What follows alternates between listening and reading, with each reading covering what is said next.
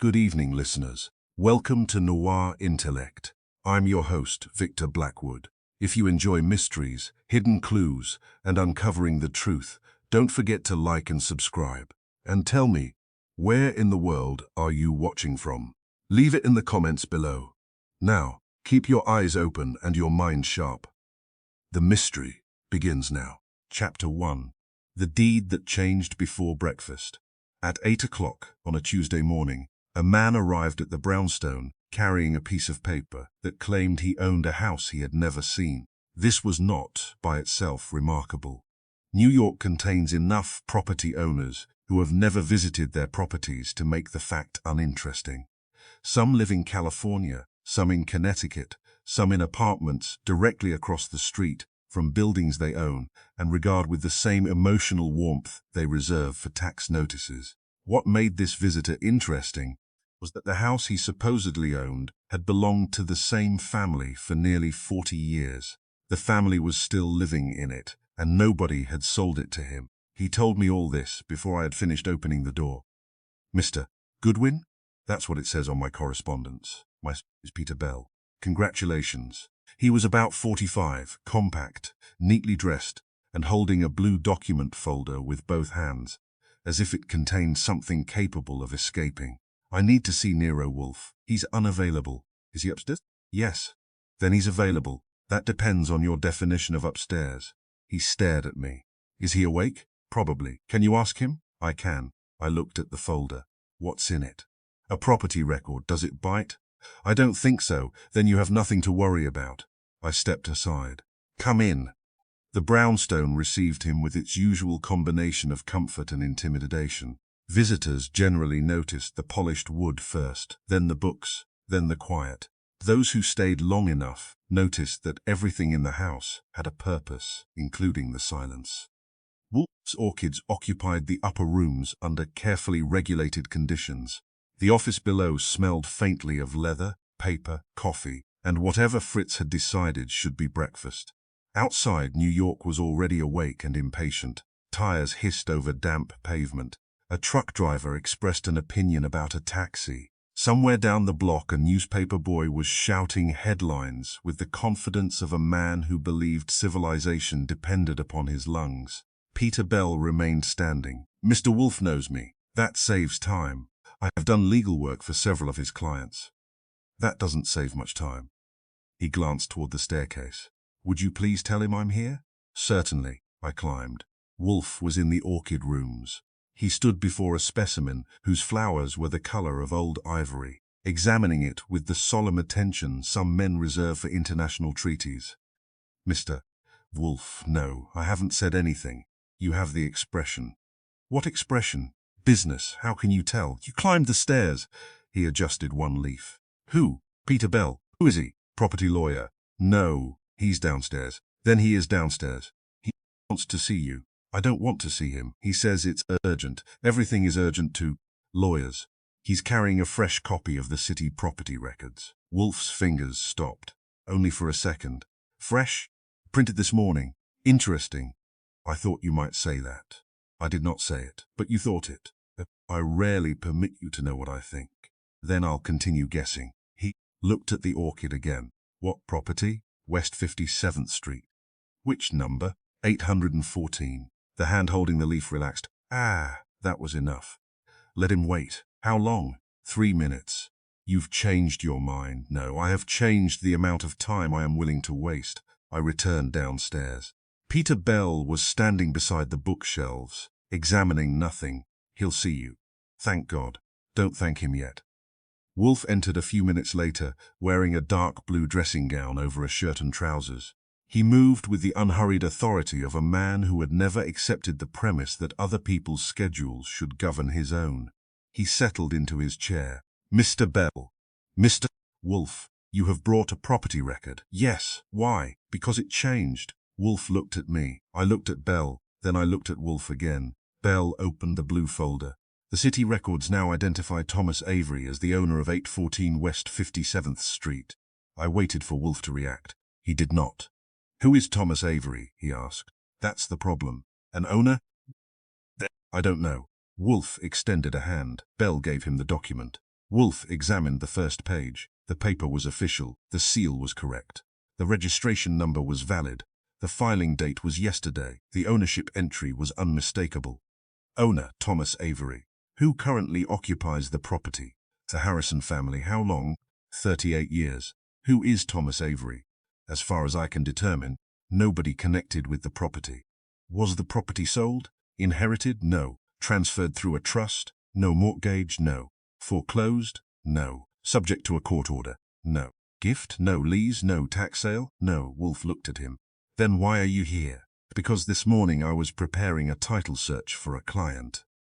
And the record showed Mr. Avery. Perhaps he purchased it, didn't? He didn't. You are certain? I called the Harrisons. Harrisons.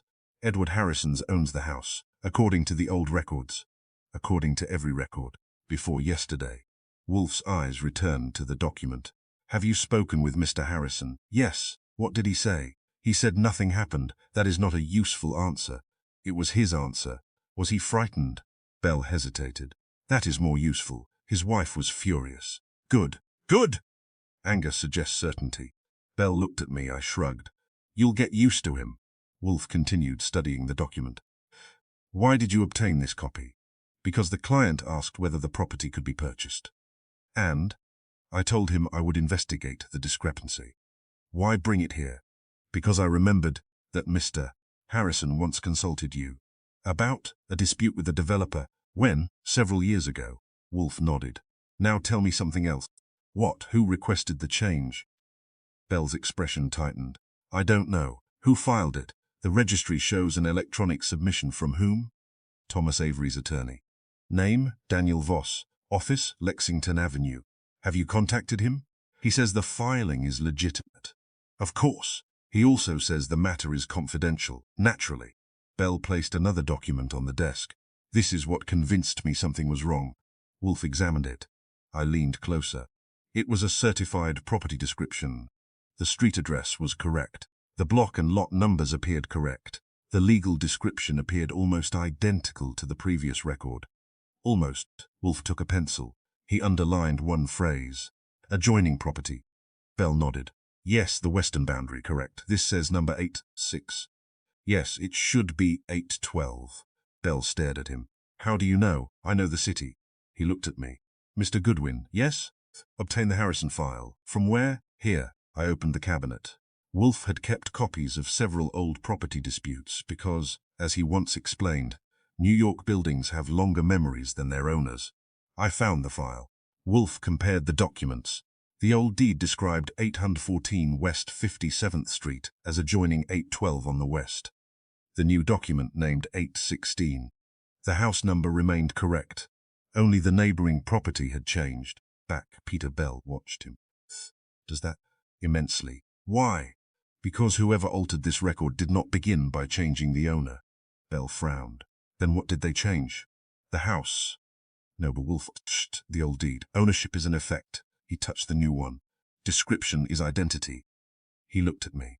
If I tell the city that 814 West 57th Street is adjacent to 816 rather than 812, I have altered the legal identity of the property without altering its street number. But why? That is the question. Bell shifted in his chair. Could it be an error? Yes. An innocent clerical error, possibly. But you don't think so? No. Why? Wolfe's finger rested on the new document. Because the error is useful. Bell leaned forward. Useful to whom? Someone who needs a different house to exist on paper. That sentence changed the atmosphere in the room. Until then we had been discussing a bad record. Now we were discussing a manufactured reality. Bell swallowed. I don't understand. You will. Wolfe looked at me. Mr. Goodwin, go to 814 West 57th Street. Today? Immediately. With the Harrisons? First. Then, inspect the adjoining properties. Why? Because if the document is telling the truth, the building has changed. And if it hasn't, then someone has created a legal description for a house that does not exist. I reached for my hat. Bell stood. I'll come with you. No. He looked disappointed. Wolfe continued. You have work. My work is this. Your work is the record, Mr. Goodwin's work is the house. That was Wolfe's way of dividing a problem. Bell collected his papers. Wolfe. If someone did this deliberately, What are they trying to accomplish? Wolfe regarded him for a moment. They are not trying to steal the Harrison house. Bell waited. They are trying to make the Harrison house something else. The Harrison brownstone stood between two buildings that looked as though they had spent their entire lives arguing with one another. Number 812 was narrow, dark brick, with green shutters and a brass knocker polished to the point of vanity. Number 814 was broader, grey stone, 4 stories, a shallow entrance stair, black iron railings. The Harrison family had occupied it since 1988. The house looked exactly as a respectable New York brownstone should look, when its owners have no intention of moving. Edward Harrison opened the door. He was 71, tall, thin, and furious. "Archie Goodwin, I know who you are. Then we're already acquainted." His wife appeared behind him. Margaret Harris was perhaps 5 years younger, with silver hair and an expression that suggested she had been waiting since breakfast to give someone a piece of her mind. "You found the record? And? Mr. Avery is apparently the owner." She stared at me. "Then perhaps you can tell me where he sleeps." "I don't know, because I don't." Edward stepped aside. "Come in." The house was warm and orderly. Family photographs lined the hallway. A grandfather clock stood near the staircase. The air smelled faintly of coffee and furniture polish. Nothing appeared disturbed. "Did anything happen during the night?" I asked. "No," Edward said. "Any visitors?" "No." "Strange noises?" "No." "Lights?" "No." "Did anyone enter the house?" "No." "Did you leave?" "Neither of us." "What time did you go to bed?" 11, and woke 6:30. "Anything unusual then?" Margaret answered. "The morning newspaper was on the steps." "Normal?" "Yes." "Any letters?" "No." "Phone calls?" "No." "Then when did you learn about the ownership change?" Mr. Bell called at 7:40. Edward's jaw tightened. I thought he was joking. I suppose that would have been preferable. He led me into the study. The deed from 1988 rested on the desk. I compared it with the new record. The differences were minor. The legal description had been rewritten. The neighboring property had changed. One paragraph contained a revised boundary measurement. Nothing else. "Has anyone ever tried to buy this house?" "Many times." "Recently?"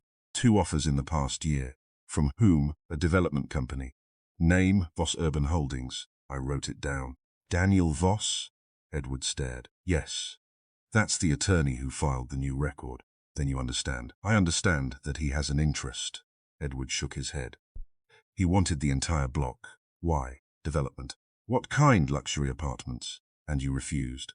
"Of course." Margaret entered carrying a folder.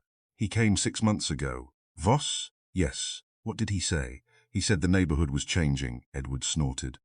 "He said we could make a great deal. And we made no deal." I looked again at the legal description. "Did he ever ask about your western boundary?" Margaret's expression changed. "Why?" "Because the new record says your property adjoins 816 instead of 812. She frowned. "That's impossible." "Why?" "Because 8 and 16 doesn't touch us." Edward moved toward the window. "Never has." "Who owns 8 and 16? That's complicated." "How?" "There is no 816. I looked at him. "What?" "The building numbers jump." He pointed across the street. "After 814, the next property is 8 and 18. "Why?" Margaret added. "There was a building there once." "When?" "Before we bought this house." "What happened to it?" "Demolished." "When?" "Late 70s. "Who owned it?" Edward shook his head. "I don't remember, but his wife did."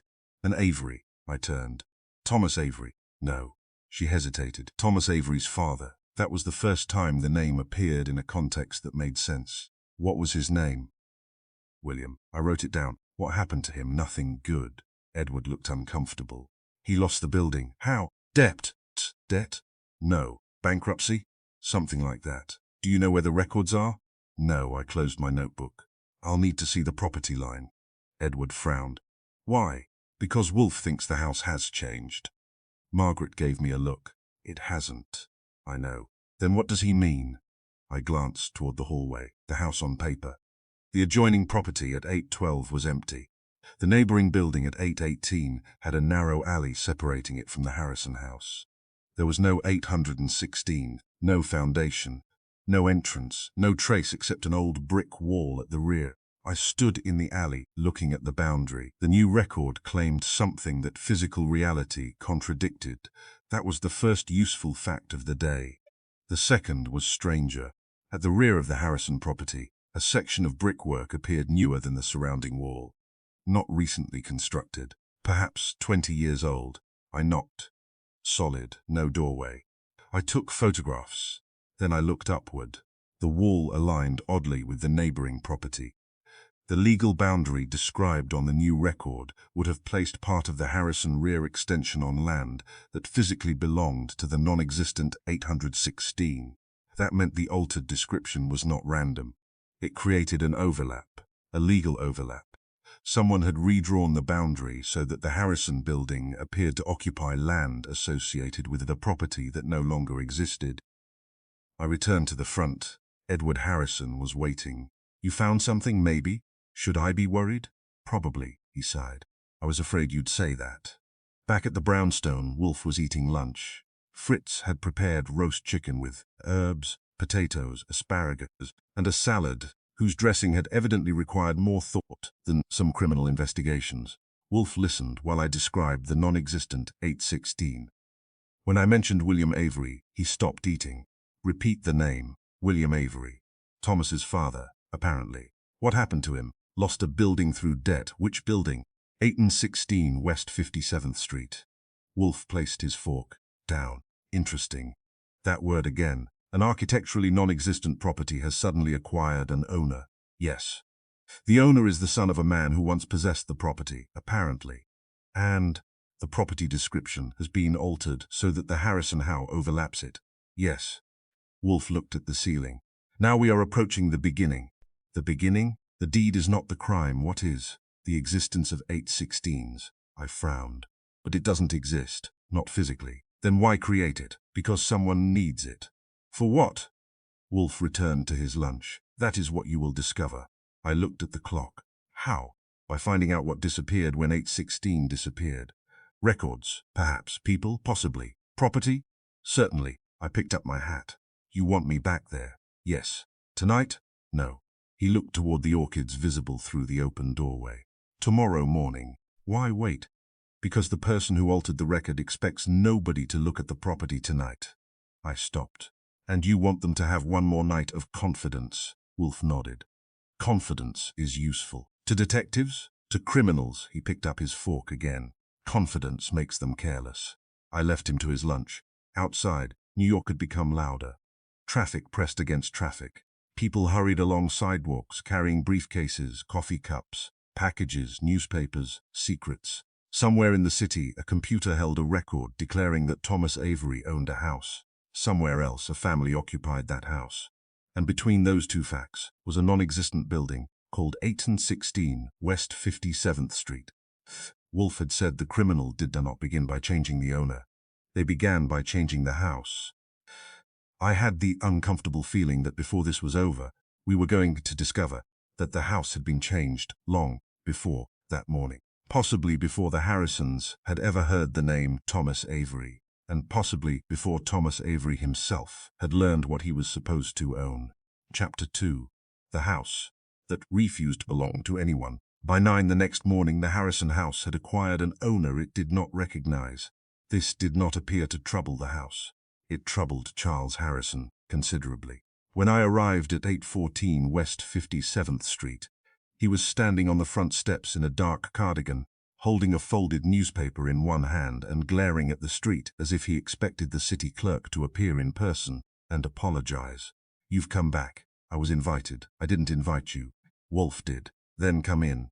Charles Harrison was 76, broad-shouldered despite his age, with white hair combed straight back, and the permanent expression of a man who had spent 40 years discovering that contractors lie. His daughter Eleanor opened the inner door. She was in her early 40s, tall, composed, and much calmer than her father. "Mr. Goodwin, Miss Harrison, you've seen the record." "I have." She glanced at her father. "He's been reading it every 20 minutes. "Every 15, Charles corrected. "That's worse." He led me into the study. The room looked exactly as it had the previous day. Family, dark bookshelves, a mahogany desk, the old grandfather clock in the hallway, ticking with the stubbornness of a machine that had survived several generations of family arguments. Charles dropped the newspaper onto the desk. They've changed the ownership, apparently, without asking me. That seems discourteous. Without selling it, more serious. Without my signature, potentially useful. He gave me a look. Do you think this is funny? No. Good. Eleanor opened a drawer. My father has been trying to establish what happened. Anything unusual? Nothing. Visitors? No. Telephone calls? Not before the record appeared. Anyone enter the house during the night? Charles shook his head. I locked the front door at 10. Back door? Locked. All secured. Alarm? We don't have one. Why not? Charles looked offended. I've owned this house for 38 years. That doesn't answer the question. It answers it perfectly. Eleanor smiled faintly. Our father believes locks are a sufficient substitute for technology. Locks have advantages. They can be opened. Technology can be switched off. Charles pointed at me. He's beginning to sound like you. I've been accused of worse. Eleanor placed a document on the desk. This is the original deed. The paper was protected inside a clear archival sleeve. I removed it carefully. The deed dated from 1988. The names were correct. Charles Harrison and his late wife, Margaret. The property address was correct. The legal description was long, tedious, and entirely respectable. The western boundary was number 8112. The eastern boundary was number 818.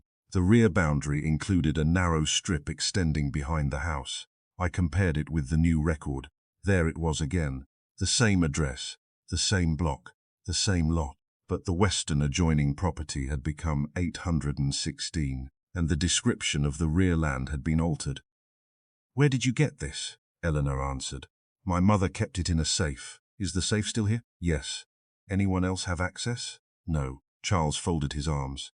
My wife never trusted banks. Did she trust lawyers? Less. Wise woman, he grunted. Eleanor opened another drawer. There are other copies. She produced a municipal tax record from 1991, then an insurance document from 1998, then a survey from 2003. Each described the property slightly differently. I spread them across the desk. The building itself remained consistent, but the rear strip varied. In one document it measured 7 feet. Another showed 6 feet 8 inches. The oldest showed 8 feet. I looked at Charles. Did anyone ever use that strip? Of course. For what? Storage. Who owns it? I do, always. As far as I know. Eleanor shook her head. Not always, My mother used to say the strip belonged to the house, but the city treated it separately. Why? She never explained. Charles frowned. It was an old survey issue. What kind? Between whom? He hesitated. The old owners of 816. There it was again. The non-existent house. Who owned it? Charles stared at the deed. Before us, yes. I don't know, Eleanor answered quietly. The Avery family.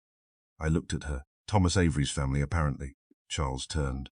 Where did you hear that? Grandmother's papers. She told me many things. Not that. Eleanor looked toward me. My mother believed the Avery property had been wrongly divided. She wasn't certain. Did she have evidence? No. Only memory and old documents, I smiled. Old documents are generally more reliable than memory, Charles muttered. Not in this family. I spent the next hour examining the municipal copies. The first description was simple. 814 West 57th Street, a 4-story residential structure. The second was stranger. It referred to a narrow rear parcel as a separate tract, no building, no address, no independent entrance. Only measurements and boundary references. I called Wolfe. He answered on the 4th ring. Wolfe speaking. It's the house. I assume the Harrison deed is legitimate. Good. The current record is not better. There's a second parcel. Silence. Explain. A narrow strip behind the house. How narrow? About 7 feet. Length? 40 ship. Historically uncertain. Historically. That's the problem. Continue. City documents describe the house and the strip separately. How long? At least 40 years. More, probably. Do not guess. All right, I looked at the oldest document. Since 1969, Wolfe made a low sound. Interesting. You really like that word. Because you keep earning it. There was an old property at 18. Yes, it disappeared. Physically. Yes, legally, I'm not sure. Excellent! Why? If the building disappeared physically but survived legally, it may explain everything.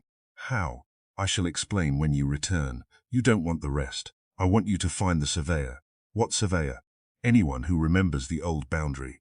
That's specific, yes. How specific? Retired. Why? Retired men remember things because nobody asks them to stop. I hung up. Across the street from 814 stood a narrow 3-story house painted a dull green. Its front garden was crowded with plants in containers. A brass plaque beside the door read, "Walter Crane." I knocked. A voice shouted from inside, "Come in." I opened the door. Walter Crane was 81 and built like an old fence post. He wore suspenders, slippers, and spectacles low on his nose. The living room contained maps. Not decorative maps, working maps. Rolled plans occupied corners. Survey instruments sat on shelves. A large drafting table dominated one wall. I was told you were a surveyor, retired, still working, only when people are wrong. That sounds profitable. It isn't. He pointed toward a chair. Sit. I did. You are from Wolfe? Yes. He studied me. I heard about the deed already. News travels. Who told you? Nora Bell at the corner store. She works quickly. She talks quickly. That's different. He smiled. Not in New York. I explained the altered record. He listened without interruption. When I mentioned 816, his expression changed. I have learned to respect that word when spoken by old men who have spent decades around facts. You remember it. Everybody remembers 816. The building? The problem. What problem? The boundary. He rose and crossed to the drafting table. A rolled map was lying beneath several books. He pulled it free. Dust rose. He blew it away. Here, the old survey showed 814. Next to it was a narrow parcel, then 818. But the parcel had no building number. What is that? The old Avery strip. 8 and 16. Officially, no. Why? Because there was a building there. Once. When? Before the war. Which war? The second.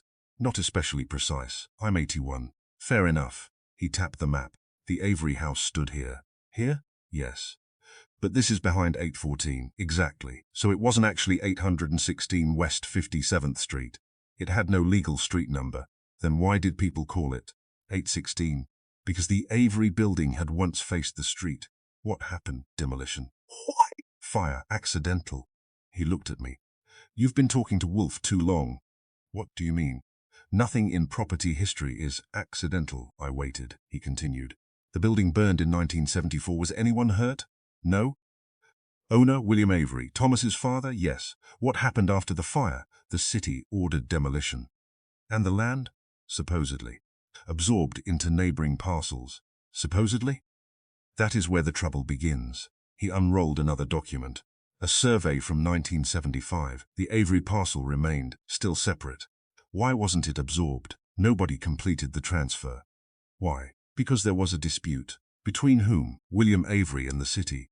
Whether the land had been abandoned. And was. No. Why? Because Avery claimed he intended to rebuild. Did he? No. Why not? Walter looked at me. Because he lost the land. To whom? That's the interesting part. He pointed to a notation. I read it.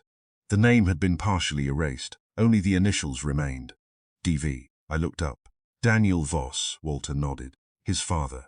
Thomas Avery's father lost the property to Voss. Not directly. How? Through a debt. The same debt that destroyed 8 and 16. Yes. Was it real? Walter laughed. It was not a pleasant laugh. That's the question. I returned to the brownstone at 4. Wolfe was in the office reading a book on orchids. He looked up. Well, the house has a ghost. Unlikely, a legal one. Better. I told him about Walter Crane. The 1974 fire, the Avery parcel, the unresolved boundary, Daniel Voss's father, the initials, the missing transfer. When I finished, Wolfe remained silent. Then he asked, what happened to the parcel after William Avery lost it? That's the problem. No. Another problem. We have not yet identified the first. What is the first? Whether he lost it at all. I sat down. You think the old transfer was fraudulent? I suspect it. Because of the new deed? No. Because of the old records? No. Then why? Because someone has recreated the same structure. What? Structure? An Avery property. That doesn't exist. Exactly. Wolfe stood. He walked toward the window. Outside, the late afternoon traffic moved along West 35th Street in a continuous stream. Consider the facts. I waited. 8 and 14 belongs to the Harrisons. Yes, 806 no longer exists. Correct. Yet city records still contain references to a separate parcel. Yes, someone has altered the Harrison description so that it now adjoins 816. Correct. The new owner is Thomas Avery, the son of William Avery. Exactly. He turned. Why? I shook my head. I don't know. Neither do I. That admission from Wolfe was rare enough to be almost encouraging. But I have a theory. Naturally, the altered record is not intended to transfer 814. Then what? It is intended to resurrect 816. I stared at him. But the building is gone. The building is irrelevant. The land? Closer. What does resurrecting the property accomplish? It gives Thomas Avery a legal identity connected to land his father once claimed. And then? Then someone can challenge the Harrison title. Through the boundary. Yes. So the ownership record is only the first move, precisely. I looked toward the documents. Someone is trying to make 814 look like part of 816, or 816 look like part of 814.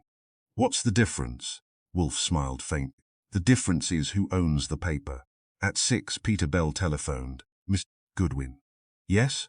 I've found something. That's becoming a habit. The filing was submitted at 2:14 yesterday morning. I straightened. Morning? Yes. Who submitted it? The electronic signature belongs to Daniel Voss. Personally, apparently. From where? The filing system doesn't show the location.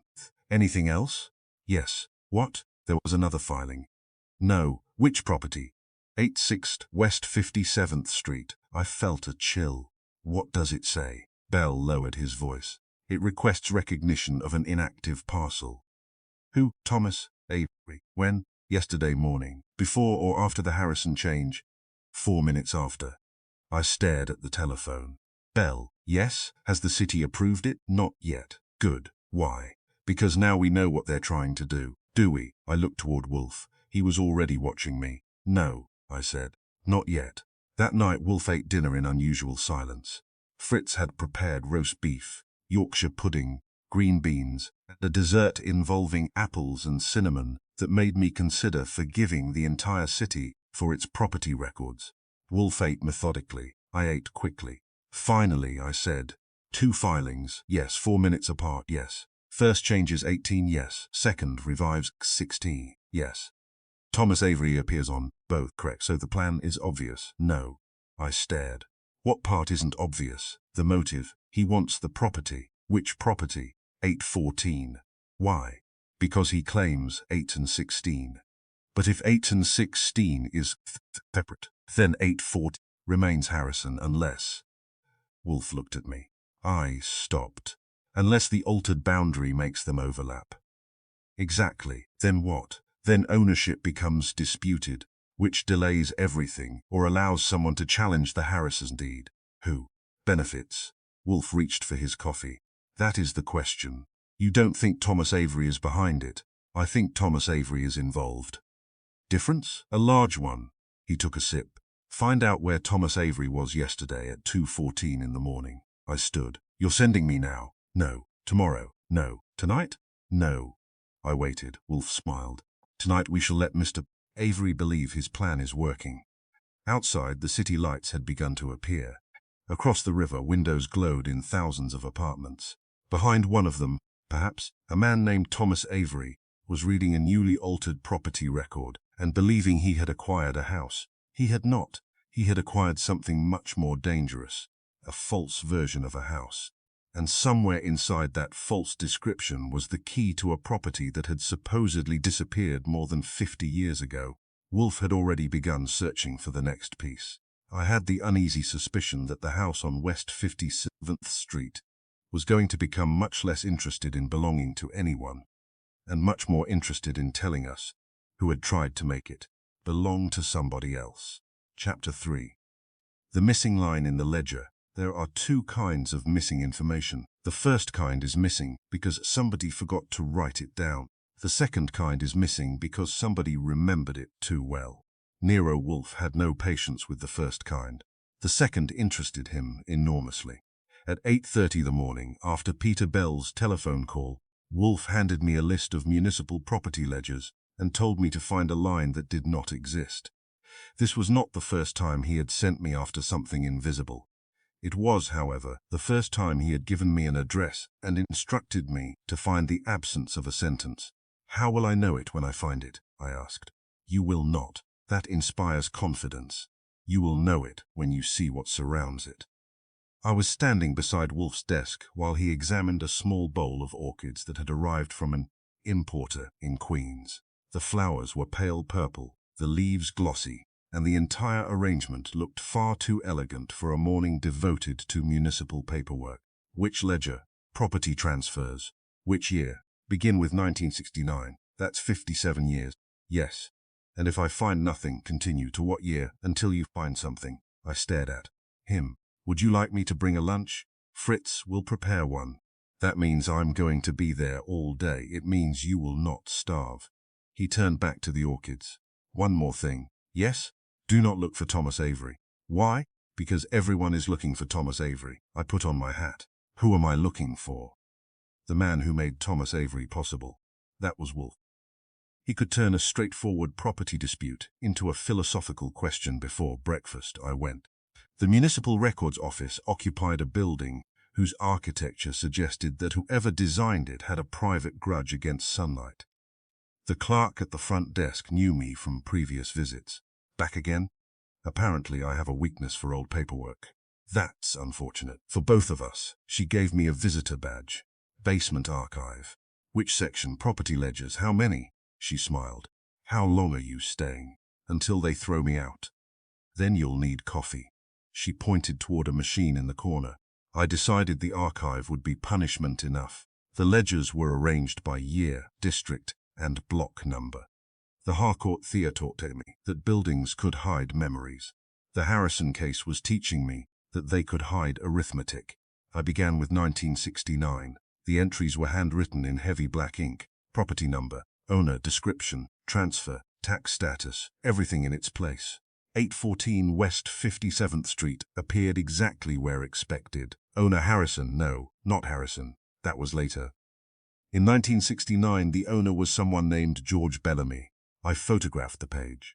Then 1970. That was the year of the fire at the Avery property. I found 814. I found 818. I found a reference to the demolished building that had once occupied the disputed parcel. But the ledger contained no 816. Not officially.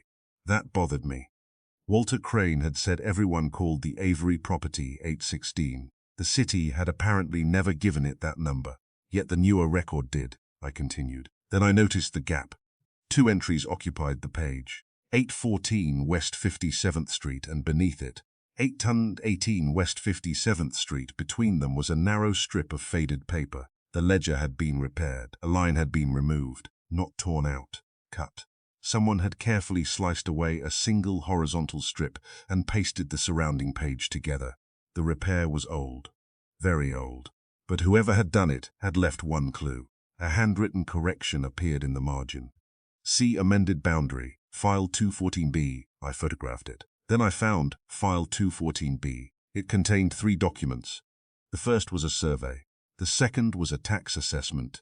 The third was a handwritten note dated October 1975. The survey showed the Harrison property, the warehouse lot behind it, and the Avery parcel. The warehouse lot had a designation, W17. I stared at it. That was not the name I expected. I had been searching for 816. Instead, I found a warehouse lot, a narrow strip of industrial land extending behind the residential properties. The lot no longer existed. Its designation had vanished from modern maps. I looked at the survey again. W17 touched the rear of 814. More importantly, the Avery parcel touched W17. The properties formed a chain, W17, Avery land, and someone had erased the middle. I called Wolfe. He answered immediately. "Wolfe, I found the missing line." There was a pause. "Describe it." "Between 814 and 18, there's an old strip of land designated W17. Warehouse?" "Yes." Current existence? Nah. Historical? Yes. Ownership? Transferred several times. To whom? I looked at the document. William Avery appears in one transfer. Good. Then it disappear household. The ledger was altered. Explain. One line was cut from the page. Physically? Yes. Not inked out? No. Removed. Exactly what did the missing line contain? I don't know. Then you have not found it. I found the evidence that it existed. Better. There's a note. Read it. See amended. Boundary. File 2-B. Continue. The amended boundary connects 14 to W17 and W17 to Avery. Yes. Silence. Then Wolfe said, return. I've got more. Bring it. There's something else. The amendment was handwritten. By whom? Unknown. Do not guess. I wasn't. Good. I closed the file. Anything else? Yes. Thomas Avery is coming here. I stopped. What? Mr. Bell telephoned. When? 5 minutes ago. He said Avery is going to the brownstone. Why? He claims the property is his. Naturally. Should I go back? No. What should I do? Stay where you are. Why? Because I have already seen enough of Thomas Avery. I stared at the telephone. You haven't met him? No. Then how? Mr. Goodwin. Yes? Come home. Thomas Avery was waiting in the office when I returned. He was younger than I had expected, perhaps 45, tall, lean, dark hair beginning to grey at the temples. His suit was expensive without being flashy, and his expression had the controlled confidence of a man accustomed to walking into rooms where other people had already decided to dislike him. Peter Bell stood beside the bookshelves. Wolfe occupied his chair. Avery turned as I entered. Mr. Goodwin. Mr. Avery, I believe you're investigating my property. I investigate properties that don't exist. His expression tightened. I assure you, the property exists. Which one? 814 West 57th Street. That belongs to the Harrisons. According to an outdated record. I removed my coat. Then perhaps you'd like to explain the new one. Avery smiled. My name appears on it. Yes. So, where is your deed? His smile disappeared. The official record is sufficient. For some purposes, ownership is one. Not always. He turned toward Wolfe. Mr. Wolfe, I have been advised that you are interfering in a legitimate property transaction. Wolfe looked at him. Who advised you? My attorney. Name? Avery hesitated. Daniel Voss. Address. His office handles what matter? The registration. You have not answered the question. Avery's jaw tightened. Mr. Wolfe, the city has recorded me as owner. Yes, therefore I am owner. No. The answer was so immediate that even I looked at Wolfe. Avery blinked. Excuse me. A record is evidence, official evidence, not necessarily proof. That distinction is irrelevant. It is the distinction upon which your entire claim depends. Avery leaned forward. Then tell me what proof you require. A deed? I don't have one. Payment record? I don't have one. Transfer instrument? I don't have one. Attorney who completed the transaction? My attorney is Daniel Voss. Who represented you in the purchase? Avery paused. Voss. When? Recently. Then show us the instruction he received. Avery said nothing. Wolfe's eyes sharpened. You cannot. I don't see why I should. Because you came here claiming ownership. I came here because your investigator is questioning it. Correct. Then investigate the city record. We are. Avery glanced at me. You'll find my name. I already have. Then what is the problem? I answered. The problem is that your name appeared before you could explain why it was there. Avery looked at Wolfe. For the first time, the confidence slipped, only slightly. But Wolfe saw it. I knew because his fingers stopped moving. Mr. Avery, Wolfe said. How did you learn the legal description? Avery frowned. The what? What wording? The new property description. It's in the record. Yes. When did you first see it? Yesterday. At what time? I don't remember. You remember. Enough to claim ownership. I saw the filing. When? Yesterday morning. Where? At my office. Who showed it to you? My attorney. Which attorney? Daniel Voss. Did he give you a copy? No. Then how do you know the wording? Avery hesitated. I read it. Where? Online. The city record was not published online until later. Avery looked at him. Wolfe continued. The electronic filing appeared at 2:14 in the morning. The public index did not update until after 7. Nobody spoke. You told us you read the description yesterday morning. Avery said nothing. Yet you know something that was not available to the public. Wolfe reached for the new property record. He pointed to a phrase, here. I leaned closer. The wording referred to the eastern remnant of the former warehouse tract adjoining the Harrison parcel. I had not seen that phrase in the public copy. It appeared only in the underlying filing. Avery had just used it. He looked at the paper, then at Wolfe. Stace, you do. I saw the record. No. Wolfe's voice remained calm. You saw the filing before the record existed. Avery stood abruptly. This is absurd. Sit. It was not loud. It did not need to be. Avery sat. Wolfe looked at him for several seconds. Who told you about the eastern remnant? Avery's hands tightened around the arms of his chair. I have nothing more to say. That is your right. Wolfe turned toward me. Mr. Goodwin. Yes? Returned to the archive. Avery looked startled. What for? To find the ledger. I thought you had it. We have the damage page. So? Avery's expression changed. Again. Only for an instant. But I saw it. Wolfe saw it. The room seemed suddenly smaller. I left the brownstone and returned to the municipal archive. The clerk at the desk looked surprised. Back already? Forgot something. What? An old ledger. You've got a strange idea of what people forget. I went downstairs. The ledger was still on the table. I opened it. The cut line remained. But now I understood what Wolfe wanted. Not the missing entry. The handwriting. The correction. I photographed it again at high resolution.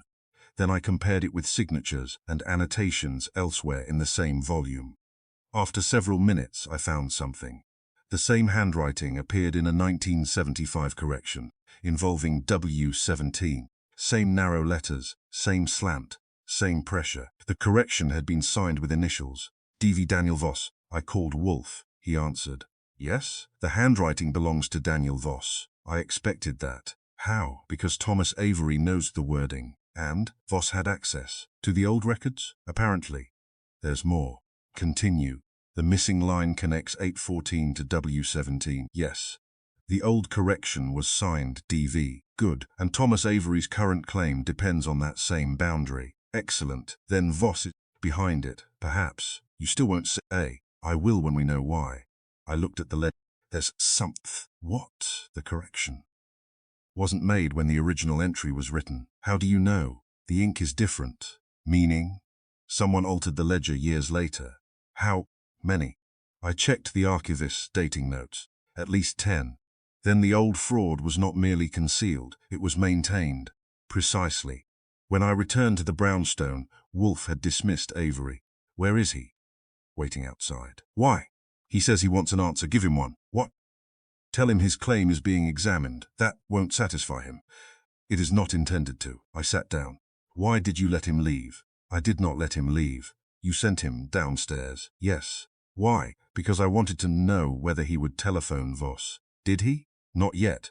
Wolfe reached for the ledger photograph. He studied the handwritten correction, then the current filing, then the original deed. 3 documents, 3 different decades, 1 boundary, 1 name. He spoke quietly. Someone has been preserving a lie, since 1975, perhaps earlier. And Avery? A beneficiary. Not the architect? No. Then who is? Wolfe looked toward the door. That is the question. He lifted the photograph again. The missing line in the ledger is not the missing evidence. What is? The missing line tells us where the evidence was moved. To W17? No. Then where? He tapped the phrase from the new property description. Eastern remnant of the former warehouse tract. Here. The warehouse is gone. The land is not. Where is it? Behind the Harrison property. The narrow strip. Exactly. I sat back. The 7-foot strip. The part everyone assumed was merely a boundary. It isn't. No. What is it? Wolfe looked at me. The surviving piece of a property that someone has spent half a century trying to make disappear. Outside, a horn sounded in the street. A taxi driver shouted. A door slammed. New York continued its usual noisy business. But inside the brownstone, the case had acquired a new shape. The deed that had changed before breakfast was no longer the beginning. It was the latest layer of a deception that had been rewritten, corrected, buried, and rewritten again. And Thomas Avery had made one fatal mistake. He knew the words of a document before the city had allowed anyone else to read them, which meant that somewhere before the record changed, someone had shown him the future. And Wolfe was already looking for the person who had written it. Chapter 4. The man who knew the wrong boundary. There are men who remember faces. There are men who remember names. There are men who remember what they had for breakfast 30 years ago and regard this talent as proof that the human brain was designed for useful purposes. Samuel Reed remembered boundaries. This was fortunate because the Harrison case had reached the point where the difference between one boundary and another might determine who owned a house, who owned a strip of ground behind it, and who had spent decades manufacturing a property that existed on paper more convincingly than it existed in New York. Wolfe gave me Reed's name at breakfast. He gave it to me without explanation, which was not unusual. Samuel Reed. Who is he? Retired survey clerk. Where? City Records Office. Why didn't I find him yesterday? Because you were looking for documents. And today? You will look for memory. I put down my coffee. How old is he? 79. Apparently. That's encouraging. Wolfe glanced at me. You will find him at 214 West 80, 9th Street. How do you know? I telephoned. You telephoned? Yes. What did you say? I asked whether he remembered W17. And? He hung up. I stared. You consider that promising? Very. Why? A man who does not remember says he does not remember. He hung up, which indicates recognition. I reached for my hat. What did he say before hanging up? Nothing. Then how do you know? Wolfe picked up his coffee. I have lived a long time. Sometimes I think that's your entire method. Sometimes it is sufficient. I left. Samuel Reed lived in a 6-story apartment building that had been respectable before I was born and had become determined to prove that age was not an excuse for surrender. He answered my knock after nearly a minute. He was thin, white-haired, and wore a brown sweater over a white shirt. His eyes were pale blue. He looked at me once and said, "You are from Wolfe." Yes. I told him I knew nothing. He didn't believe you. That makes 2 of us. May I come in? No. Would you prefer I stand in the hallway? I would. Then we'll have a conversation about property boundaries while your neighbors listen. He frowned. Come in. The apartment was small, orderly. A radio played softly somewhere in the kitchen. Maps covered one wall. Not framed maps, old working maps, rolled surveys, city plans, property diagrams. A surveyor's transit rested beneath a glass cabinet. Reed noticed me looking at it. Still works. I wasn't planning to use it. Good. He sat in an armchair. I remained standing. Wolfe mentioned W17. His expression changed. You know that designation? I've seen it. Where? In a municipal survey. Which one? 75. He looked toward the window. The city made a mistake in 1975. What mistake? Several. Which one concerns the Harrisons? He sighed. That depends upon which Harrisons. Charles Harrison. Current owner. Yes. Then you are already too late. Too late for what? For the truth. I've been told that truth is stubborn. Is. He almost smiled. Sit. I did. How did you become involved with W17? I didn't. You worked with the maps. Yes. You handled the boundary dispute. I handled paperwork. What kind? Survey comparisons. Between 814 and the Avery parcel. He looked sharply at me. You know about Avery, William? Yes. Thomas is his son. I know. Did William own the land? At one time. Which 17? 16? And Reed shook his head. That's where people get confused. Why? There was never a legal 8 and 16 in the records I worked with. But everyone called it 816 because there had been a building there. The Avery building. Yes. Burned in 1974. Correct. Then demolished. Correct. Then the land remained. Correct. So why did the city stop recognizing it? He looked at me. The city never stopped recognizing it. I sat forward. That isn't what the current records show. Current records are not the city. That's a philosophical distinction. It's a clerk's distinction. He pointed toward the maps. Records change. Maps? Maps lowly. That sentence was worth remembering. I looked toward the wall. Show me.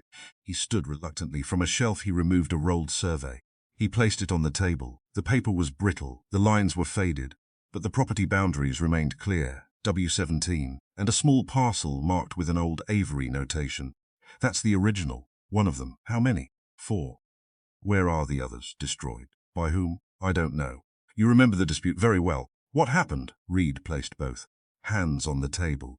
The Harrison property had a rear boundary that did not correspond with the newer maps. How? The original Harrison parcel ended at the old warehouse line. 17, yes. Then, a development company acquired the warehouse tract. Which company? Calder Development. Owned by Martin Calder. I wrote it down.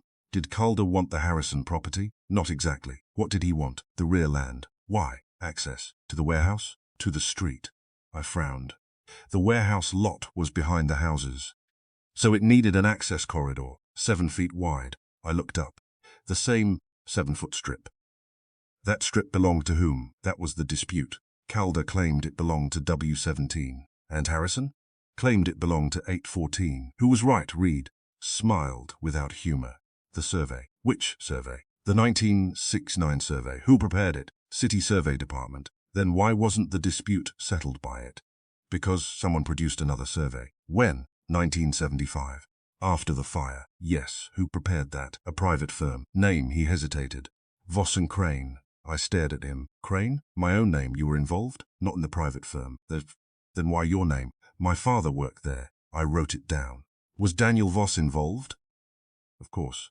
Reed rolled the map slightly. The private survey shifted the boundary. How much? 6 feet 8 inches. The strip. Yes. Toward the Harrison property. Yes, making the Harrison building appear to occupy part of W17. Exactly. I leaned back. Why? Because Calder wanted the land. And Voss? Voss represented the Avery interests. Why would he help Calder? That simple, usually. What happened? The dispute was settled. How? On paper. Not physically. No. Meaning no one moved a wall. No fence. No marker. That's the problem. What problem? The marker remained where the old survey placed it. I stared at him. Where? Behind 814, the 7-foot strip. Yes. Is it still there? Reed's eyes narrowed.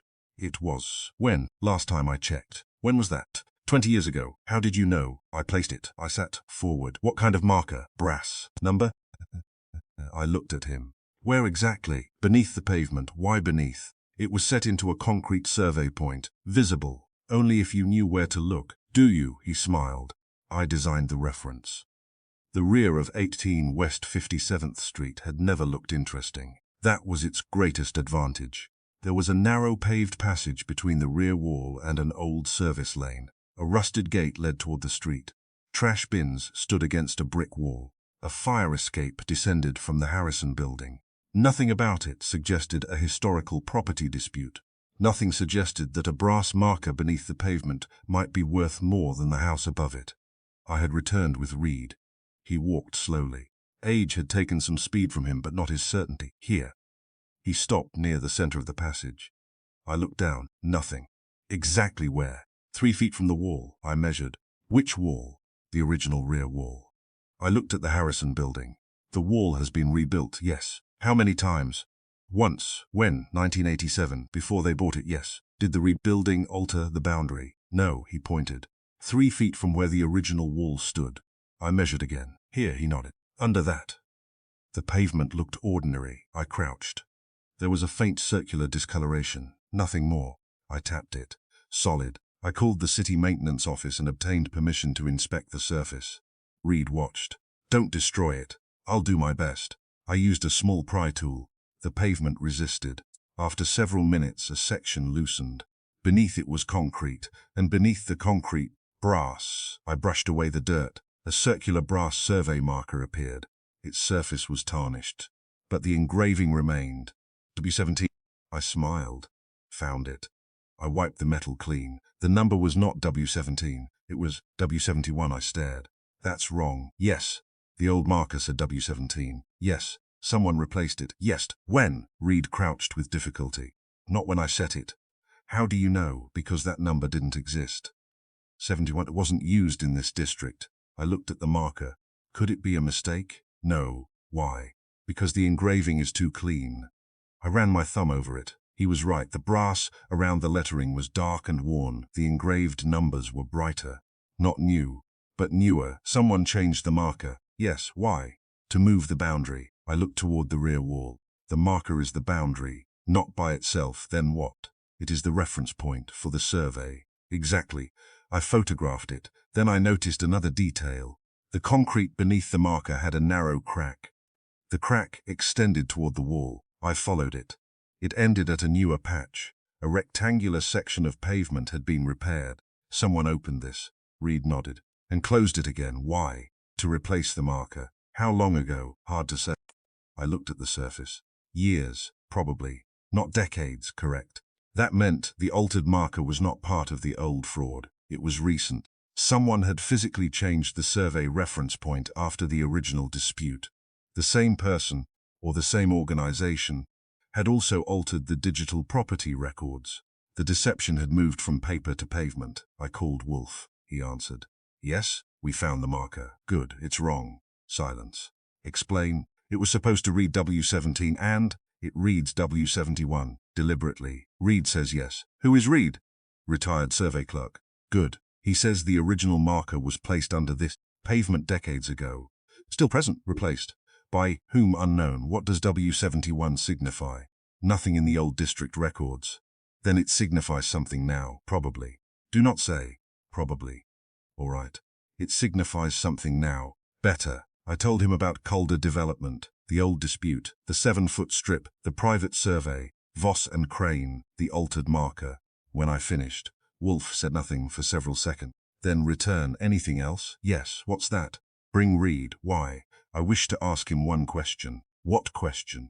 Whether the wrong boundary is actually wrong. I frowned. Isn't that obvious? No. Why? Because a marker can be altered, yes. But if the corresponding survey is altered, then the wrong marker becomes the right marker. Exactly. I hung up. Reed looked at me. What did he say? He wants to know whether the wrong boundary is actually wrong. Reed smiled. That is exactly the question. At the brownstone, Wolfe listened to Reed for nearly 40 minutes. He asked no questions about the present, only the past. When was the original survey made? Who signed it? Who witnessed the marker placement? Who possessed copies? Who requested the amendment? Who attended the boundary hearing? Who prepared the private survey? Who represented William Avery? Who represented Calder development? Who physically inspected the property? Reed answered carefully. Sometimes he said he did not remember. Wolfe accepted those answers. Sometimes Reed said he was certain. Wolfe tested the certainty. Finally Wolfe asked, Mr. Reed, when the dispute was settled, what did the city believe it had accomplished? Reed thought for several seconds. It believed the boundary had been fixed. Was it on paper? Only on paper? Yes. Why? Because nobody moved the marker. Wolfe leaned back. Thank you. Reed looked puzzled. That's all. For now. He left. I waited until the door closed. Well, Wolfe remained silent. Then he said, the marker is not the deception. What is? The agreement that makes the marker meaningful. The old survey? No. The amended survey? No.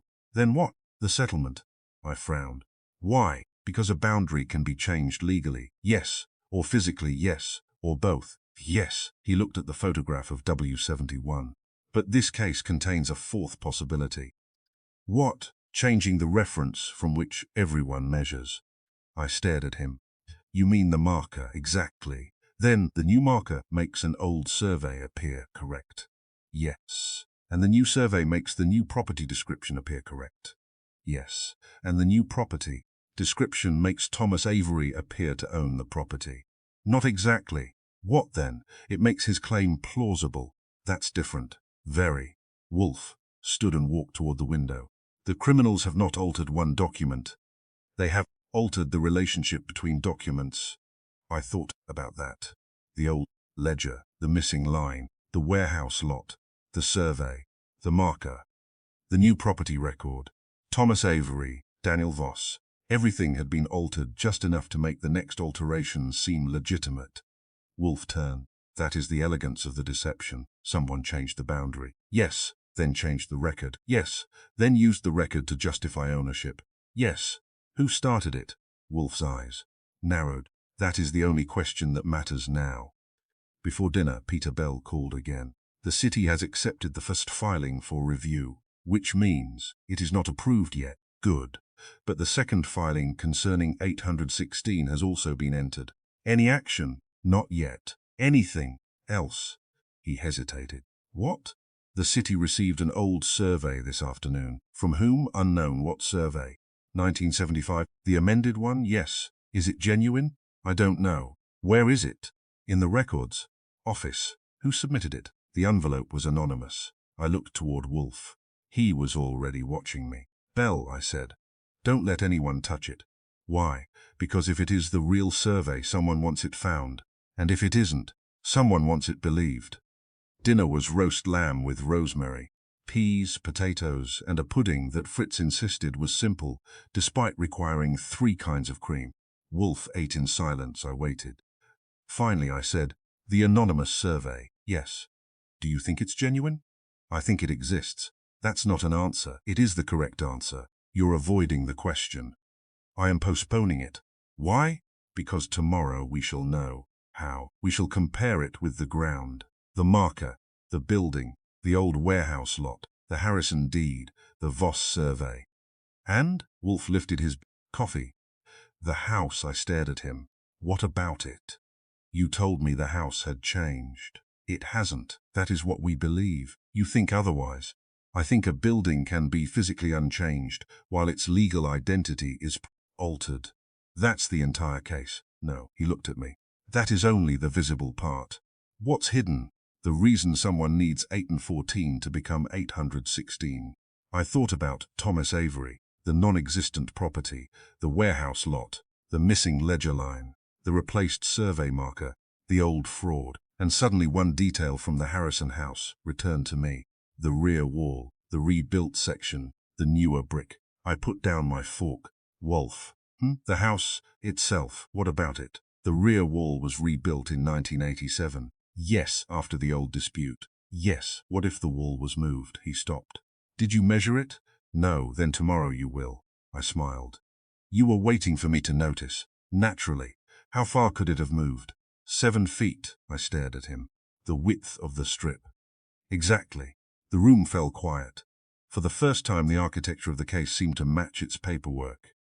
A 7-foot strip, a 7-foot boundary, a replaced marker, a rebuilt wall, a non-existent property, a deed that changed before breakfast. Wolfe closed his eyes.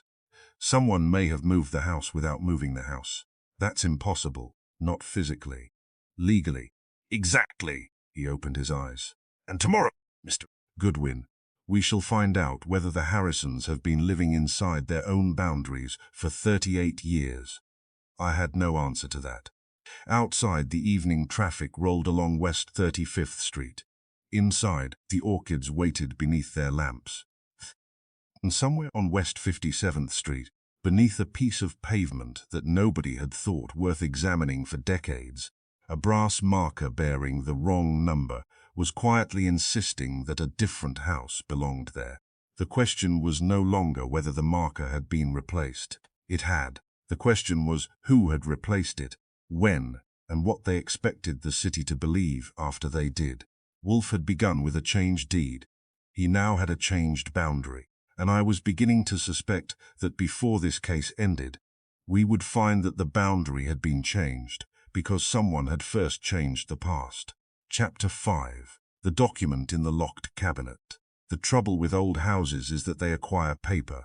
People die, marry, divorce, borrow money, lend money, inherit furniture, dispute boundaries, renovate kitchens, replace roofs, and occasionally attempt to remember why a particular lawyer once told them never to throw away a certain envelope. The result is a mountain of documents. Most are useless, some are dangerous. On the morning after we discovered the replaced survey marker, Wolfe sent me back to the Harrison house with one instruction: find the papers. Which papers? The ones they have forgotten. That's a broad category. Then begin broadly. He was eating breakfast when he gave the order. Fritz had prepared poached eggs, toast, tomatoes, and coffee. Wolfe also received a tray of orchids from a greenhouse in Queens, and the plants occupied more of his attention than the property fraud occupying mine. I stood beside the dining table. Are you suggesting the Harrisons have evidence they don't know they possess? I am suggesting that people preserve documents for reasons they later forget. That sounds inconvenient. It is useful. How far back? Before the 1987 renovation. The house papers? Everything. Why? Because the present deception depends upon an old weakness. I waited. He continued eating. Someone did not invent the problem yesterday. You think they discovered it and used it? Yes. How old is the weakness? I don't. 20 years. Perhaps 30 perhaps. 50. He looked up. Now you are thinking. I smiled. Where do you want me to start? The cabinet. What cabinet? The one Charles Harrison keeps locked. I frowned. How do you know about it? Eleanor told me. When? Yesterday. You didn't mention it. You did not ask. I wasn't aware I was supposed to interrogate you about every cabinet in New York. That is unfortunate. He returned to his eggs. Go. Charles Harrison was in the study when I arrived. He had evidently been expecting me. You want the papers? Yes. Mr. Wolfe called. Of course, he said. You were to have access. Excellent. Charles crossed to a tall walnut cabinet built into the wall beside the fireplace. It had 2 doors and an old brass lock. That's where my father kept everything. Your father, my grandfather. How old are the papers? Some go back before I was born. Then we may find something, or nothing. That is generally the risk with archives. He unlocked the cabinet. The smell that emerged was a mixture of old paper, cedar, dust, and the faint mineral scent of metal drawers. 3 shelves contained folders. The bottom shelf held several deed boxes. Eleanor entered carrying coffee. I told father to let you look. Thank you. She set the tray down. There's one thing. What? Some papers were removed years ago. By whom? My mother. When? After my father died. Do you know what she took? No. Where she put them? No. Involved in the old boundary dispute? Eleanor looked toward her father. Charles answered. She knew about it. How much? Enough to worry. Did she ever mention a lawyer named George Mercer? The effect was immediate. Charles stopped. Eleanor lowered her cup. You know that name? I've seen it in the records. Neither answered. I looked at them. That means something. Charles sighed. My father used Mercer for what? The property. Which property? Both. 814 and W17? Yes. He was supposed to settle the boundary. Did he? Charles gave a bitter laugh. Apparently not. Do you have any of his correspondence? That's what you're searching for. I turned back to the cabinet. Then let's hope your family had bad filing habits. For the next hour I found exactly what one expects to find in the private papers of a family that has owned a New York brownstone for nearly 4 decades. Tax receipts, insurance policies, roofing estimates, heating repairs, letters from contractors who promised to arrive Tuesday and appeared Thursday, an invoice for a boiler installed in 1992, a handwritten note from a plumber explaining that the basement was not, in fact, flooding because of weather, as someone had apparently claimed, a mortgage discharge, several property assessments, old photographs, a packet concerning the 1987 renovation, nothing about George Mercer. I opened another folder. Nothing. Another. Nothing. Charles had returned to the dining room. Eleanor was reading at the window. I was beginning to suspect Wolfe had sent me on an archaeological expedition without informing the archaeologist. Then I noticed the bottom drawer. It was narrower than the other locked. I looked at Eleanor. Key? She shook her head. Father? No, Charles called from the next room. I haven't opened that drawer in 20 years. Why? Because the key disappeared. Convenient. Not tried the lock. Old. Simple. I used a thin strip of metal from my wallet. It opened. Charles appeared behind me. That was easy. Locks often are. The drawer contained only a small stack of envelopes. No jewelry, no money, no secret bonds. All property documents. At the bottom lay a folded sheet of paper. Carbon copy. The ink had faded badly. Across the top was typed, George Mercer, attorney at law, date 28 years earlier. I read the first paragraph. Then the second. By the third I stopped. Mr. Harrison. Charles came closer. What? I handed him the paper. He read silently. His face changed. That's it. What? The warning. What warning? He looked at me. My father mentioned it. About what? I took the letter back. The language was formal but clear. Mercer had written to a Harrison family attorney concerning an unfinished transfer involving 8 and 14 West 57th Street and the adjoining W7 parcel. One paragraph caught my attention. Mercer warned that the properties could be confused in later records if the boundary reference to the warehouse tract were ever changed. He specifically identified the reference point, the original W17 survey marker, and he warned that any replacement survey should preserve the original designation exactly. I read that sentence twice, then a third time. That's our marker. Charles nodded. Apparently. And someone replaced it. Yes. And then altered the record. Yes. I looked at Eleanor. Why was this letter hidden? She shook her head. My mother, said. Mercer was frightened. Of whom? She never said. Is the original missing? Who had it? Mercer. What happened to him? Dead. When? 27 years ago. 1 year after the letter. I looked again at the carbon copy. Did he die naturally? Charles frowned. Yes. Certain? I believe so. Did he leave his law practice? His son took it over. Name? George Mercer Jr., still alive? No. Who inherited the files? Was that interesting? Very interesting. But Wolfe would have objected to the adjective. So I saved it. I called Wolfe from the Harrison study. Did you find something? Yes. What? A letter from George Mercer. Silence. Then, read it. I did. When I reached the paragraph concerning the boundary reference, Wolfe interrupted. Again, I reread it. Good. You knew. I suspected. He warned that changing the reference point could cause the two properties to be confused. Yes. He specifically named W17. Yes. He also warned that a replacement survey must preserve the original marker number. Continue. The original letter disappeared. Of course. Why? It's because someone understood its value. I looked toward the cabinet. There's more. Go on.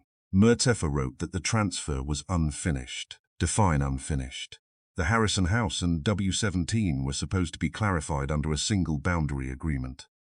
Supposed to be? Yes. Was it ever completed? I don't know. Find out. I will. Anything else? Yes. The letter was hidden in a locked cabinet. Was the cabinet forced? No. Good. Why? Because if someone knew the letter was there, they could have taken it. They didn't. Exactly. I looked at the drawer. Perhaps they didn't know, or perhaps they wanted us to find it. That possibility stopped me. You think the letter was planted? I think nothing until I examine it. You want it brought in? Immediately. Before leaving, I searched the cabinet again. This time I found something I had missed. Behind a stack of tax documents was a small envelope. It contained no letter, only a photograph. The photograph showed 3 men standing beside a survey marker in the rear passage behind 814. One was Charles Harrison's grandfather. Another was George Mercer. The third was a man I did not recognize. On the back, in faded handwriting, boundary meeting, October 1998. I stared at the date. 28 years earlier, the same year as Mercer's letter, and the same year Mercer had warned that the boundary could be manipulated. I photographed it. Then I asked Charles who the third man was. He looked at the photograph. His face became very still. Martin Calder, the developer? Yes. Why was he at the Harrison property, negotiating about W17? Yes. Did he own it? Not then. Did he want it? Did Mercer represent? Yes. Who represented Calder? Charles hesitated. Daniel Voss. There it was again. The same name, the same family, the same property. A quarter of a century later, Daniel Voss's son was involved in a new attempt to alter the same boundary. I put the photograph away. I think we've found the weakness. Charles looked grim. Then find the man who used it. I was halfway down the stairs when Eleanor called after me. Mr. Goodwin. I turned. Yes, there is something else. What? My mother always locked that cabinet. Yes, but she never locked the room. Meaning, anyone in the house could enter. Family? Staff? Visitors? Occasionally. Why mention it? Because last night I heard the cabinet. I stopped. What did you hear? A click. When? After midnight. Did you investigate? No. Why not? I thought Father was looking through it. Charles appeared at the top of the stairs. I was asleep. I looked from one to the other. Who else was in the house? You are certain? Yes. I returned to the study. The cabinet doors stood slightly open. I had left them closed. I knew because I had pushed them shut before leaving. I examined the lock. No damage, no scratches. The drawer containing Mercer's letter was open. Folders had been disturbed, papers were scattered, but nothing obvious was missing. I checked the carbon copy. Still there, the photograph. Still there, the old deeds. Still there. What was taken? Charles asked. Nothing. Eleanor frowned. Then why was it searched? Because someone was looking for something. What? I don't know. I examined the papers more carefully. A 1998 property assessment. a 1998 insurance report, a boundary agreement, a tax receipt. Then I noticed one folder had been opened and closed upside down. Inside was a photocopy of the original 1988 Harrison deed, nothing else. I turned it over. On the back, someone had written a number, 214B. I felt a chill. The same file designation where I had found the old boundary documents. I called Wolfe. They searched the cabinet. Who? Unknown. Nothing taken, nothing obvious. What was disturbed papers? Only those? Mostly if they find the letter. Yes. Then, why leave it? Maybe they didn't know what it was. Unlikely. What else? Someone wrote 214B on the back of the old deed. Silence. Mr. Goodwin. Yes? Do not leave the house. I'm not planning to. Good. I think whoever searched the cabinet was looking for the same file we found yesterday. Exactly. So why didn't they take the letter? Because the letter is not the thing they need. What is? The document Mercer warned about. The unfinished transfer, yes. The original agreement, perhaps? Where would it be? Wolfe's voice became very quiet. That is what they were searching for. Inspector Kramer arrived. 20 minutes later, he examined the cabinet, then the room, then me. You've got a talent for making quiet houses unpleasant. Thank you. That wasn't a compliment. You're welcome anyway. He examined the lock. No forced entry. Correct. Who has keys? Charles named 3 people himself. Eleanor, a former housekeeper who had not worked there in 12 years. Kramer looked at me. Anyone else? Someone got in. That's obvious. Then we agree. He examined the disturbed documents. What were they after? Something connected to the 1998 boundary agreement. Do you know what? Not yet. Kramer picked up the carbon copy of Mercer's letter. Who was this? Property attorney. He warned them, apparently. About what? Changing a boundary reference. Kramer read the relevant paragraph. His expression hardened. So, the present fraud was planned 28 years ago. Not planned, I corrected him. Made possible. He looked at me. Difference? A plan requires intent. A weakness requires opportunity. Exactly. Kramer handed the letter back. You think Voss knows about it? I think his father did. That doesn't make the son guilty. No. It makes him interested. Yes. Kramer sighed. I hate property cases. Why? Everyone has papers. That's usually helpful. Not when everyone has different papers. That evening, back at the brownstone, Wolfe read Mercer's letter under the green desk lamp. The room was quiet except for the ticking clock and the occasional faint sound of traffic beyond the windows. He finished. Then he read it again. I sat opposite him. Well, the letter explains the weakness. Yes, but not the motive. Still the same, still the same. Someone wants 814. No, I waited. Someone wants the 7-foot strip. Why? Because it connects 2 legal identities. 814 and W17. Yes, and W17 connects to the old Avery claim, correct, and Thomas Avery is using that claim. Yes. Wolfe placed the letter beside the photograph. Now observe, he pointed to Martin Calder, developer, then George Mercer, attorney, then the Harrison family ancestor. Owner, 3 interests. Yes, all connected to W17. Exactly. And the letter warns that changing one boundary reference could confuse them. Yes, Wolfe leaned back. That is the weakness. But what was the unfinished transfer? The agreement between Harrison and Calder. Why unfinished? Because someone stopped it. Who? Mercer. Why? He discovered something. What? Wolfe's gaze settled on the photograph. The original boundary survey had been altered. I stared at him. Before the 1998 agreement, yes. Then the present fraud goes back farther, much farther. How far? At least to the original Avery dispute, the one after the 1974 fire. Yes, so the Voss family has been connected to this property for decades. Apparently. I looked toward the orchids visible through the doorway. Then why revive it now? Because something changed. What property values? That's one possibility. No, he shook his head. Something else. What? Someone found the missing agreement. I sat forward. The original transfer, perhaps. That's what they searched for tonight. Yes, and they failed. Apparently. I smiled. Then we're ahead. Wolfe's expression remained serious. Not necessarily. Why? Because if they search the Harrison cabinet tonight, they already know the agreement exists. And they know we may find it. I looked toward the desk. Then we need to find it first. Correct. Where? Wolfe reached for the photograph. He turned it over. The faded words remained visible. Boundary meeting, October 1998. His thumb rested beneath the date. Where would an attorney hide an agreement he could not file? I thought.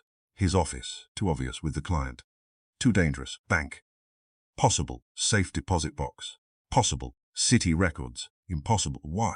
Because it was never completed. I looked at photograph again. 3 men, 1 boundary marker, 1 unfinished transfer, 1 attorney who knew the legal description could later be weaponized. Then something struck me. Mercer knew. Yes, he knew the boundary could be changed. Yes, he knew the agreement was unfinished. Yes, he knew the marker mattered. Yes, and he wrote all of that down. Correct. Then he must have kept a copy. Wolfe smiled. Now you are thinking. Where? That is tomorrow's question. I did not sleep especially well. At 3 in the morning I found myself thinking about the cabinet, not the letter. The search. Someone had entered the Harrison house without taking anything. That meant the intruder already knew what they wanted, and they had searched only old property papers. Not jewelry, not cash, not family photographs, not anything a conventional burglar would recognize as valuable. They were looking for history. The next morning, Wolfe gave me the answer before I asked. Mercer, yes. His files. Where? Find his form office. He's dead. His office may not be. What if it became another firm? Then find the successor. And if the records were destroyed, then find who destroyed them. I smiled. You make everything sound simple. It is simple. What is the question? He turned toward the orchids. The difficulty is persuading the truth to answer. I reached for my hat. And the question? Wolfe's eyes remained on the flowers. Where did George Mercer put the original agreement when he realized someone might someday use the boundary against the Harrisons? I opened the door. Behind me, Wolfe added, And Mr. Goodwin. Yes, do not tell anyone what you find. I looked back. Not even Kramer, especially not Kramer. That will hurt him. He will survive. I stepped onto the stoop. New York was bright, noisy, and already busy with people who believed the day had begun normally. It had not. Somewhere in the city was a document written 28 years earlier that could explain why a house had suddenly changed owners without being sold. Someone had entered the Harrison home to find it. Someone else had spent decades preserving the weakness that made it valuable. And somewhere between the old boundary marker, the missing ledger line, the vanished warehouse parcel, and the unfinished agreement, a property lawyer named George Mercer had left behind one final piece of evidence. We only had to find where he had locked it, and I had a strong suspicion that when we did, we would discover that the man who had changed the deed had not invented the trick. He had inherited it. Chapter 6. The ownership that existed on paper. By 8 o'clock the next morning, Nero Wolfe had transformed the office into a command post. This was not accomplished through noise. Wolfe disliked noise almost as much as he disliked unnecessary movement. The transformation consisted of 6 documents arranged across his desk, 3 property maps pinned to the wall, 2 photographs of survey markers, the carbon copy of George Mercer's warning, and a fresh pot of coffee placed within reach of his right hand. To anyone else, it looked like paperwork. To Wolfe, it was a battlefield. I stood beside his desk examining the arrangement. You've finally admitted we're dealing with a conspiracy. No, you've got maps on the wall. I have maps. 6 documents. 6 documents. 3 photographs. And the Mercer letter, yes. That's a conspiracy. Wolfe looked at me. That is stationary. You're becoming difficult. I have always been difficult. He picked up the oldest property map. Sit. I sat. Now tell me what you know. I had learned that when Wolfe asked that question, he did not want a summary. He wanted to hear the case stripped of everything irrelevant, so I began. The Harrison house belongs to Charles Harrison according to the original deed. Yes. It has belonged to the family since 1988. Yes. The current city record names Thomas Avery as owner. Yes. No deed exists. Yes. No payment record. Yes. No legitimate transfer. Continue. The new record uses an altered legal description. Specifically, the western boundary references a non-existent 816 rather than 812. Good. The rear boundary also changes the relationship between the house and the former W17 warehouse parcel. Good. The original W17 survey marker was replaced with W71, which has no historical validity. Correct. The old municipal ledger was physically altered, one line removed. The correction connected 814 to W17. The Harrison cabinet contained a letter from George Mercer warning that changing the boundary reference could make the properties appear confused. Yes. Someone searched that cabinet recently. Yes. Thomas Avery knows the wording of the new property description before it became public. Wolfe nodded. And the former Voss law firm had access to old property material. Yes, I paused. That's everything. No. What did I miss? The most important fact, which is, the property does not belong to Thomas Avery. I know. No. Wolfe placed both palms flat on the desk. Mr. Goodwin, you continue to think this is an attempted theft of a house, isn't it? No. Then what is it? An attempted theft of a boundary. I frowned. That's a technical distinction. It is the entire case. He pointed toward the map. Whoever created the new record does not require possession of 814. Then what do they require? The strip, the 7-foot strip. Yes. Why? Because it is the missing link between W17 and the surrounding properties. He moved one map slightly. The Harrison house occupied one rectangle. Behind it, a narrow parcel extended toward what had once been the warehouse tract. Beyond that stood several properties whose ownership had changed repeatedly over the decades. Look at the acquisitions. I examined the notes. One building, then another, then another. All had been purchased during the previous 5 years. The buyer's name appeared repeatedly. Edwin Marsh. I looked up. Who is Edwin Marsh? A property investor. How much property does he own? Enough. That's not a number. 7 buildings. On this block? 6. I looked again. The Harrison property was the only substantial gap. Marsh owns everything around them. Not everything. Nearly everything. Nearly is often more useful. I studied the map. Marsh's newest acquisition sat immediately behind the Harrison property. Its eastern boundary touched the 7-foot strip. The strip itself remained legally ambiguous. I understood. If the strip becomes part of the Avery parcel, then Marsh's property gains access. Access to what? The rear service lane, which connects to the street. So the strip is valuable. Extremely. Enough to justify the fraud, perhaps. I stared at the map. Then Thomas Avery is a front. Wolfe nodded. At last. Edwin Marsh was the sort of man New York newspapers described as a prominent investor when they meant that he owned enough buildings to have dinner with people who wrote about him. He was 62. Silver-haired, broad-faced, impeccably dressed. His office occupied the 32nd floor of a tower overlooking Midtown, with glass walls, polished stone, and a view that made the city look like a collection of assets awaiting consolidation. His receptionist knew my name before I gave it. Mr. Marsh is expecting you. That's 20 minutes. That's less convenient. She smiled professionally. He knows. Wolfe. Not Mr. Marsh. Then he is unusual. She opened a door. Edwin Marsh stood beside a window. Mr. Goodwin, Mr. Marsh.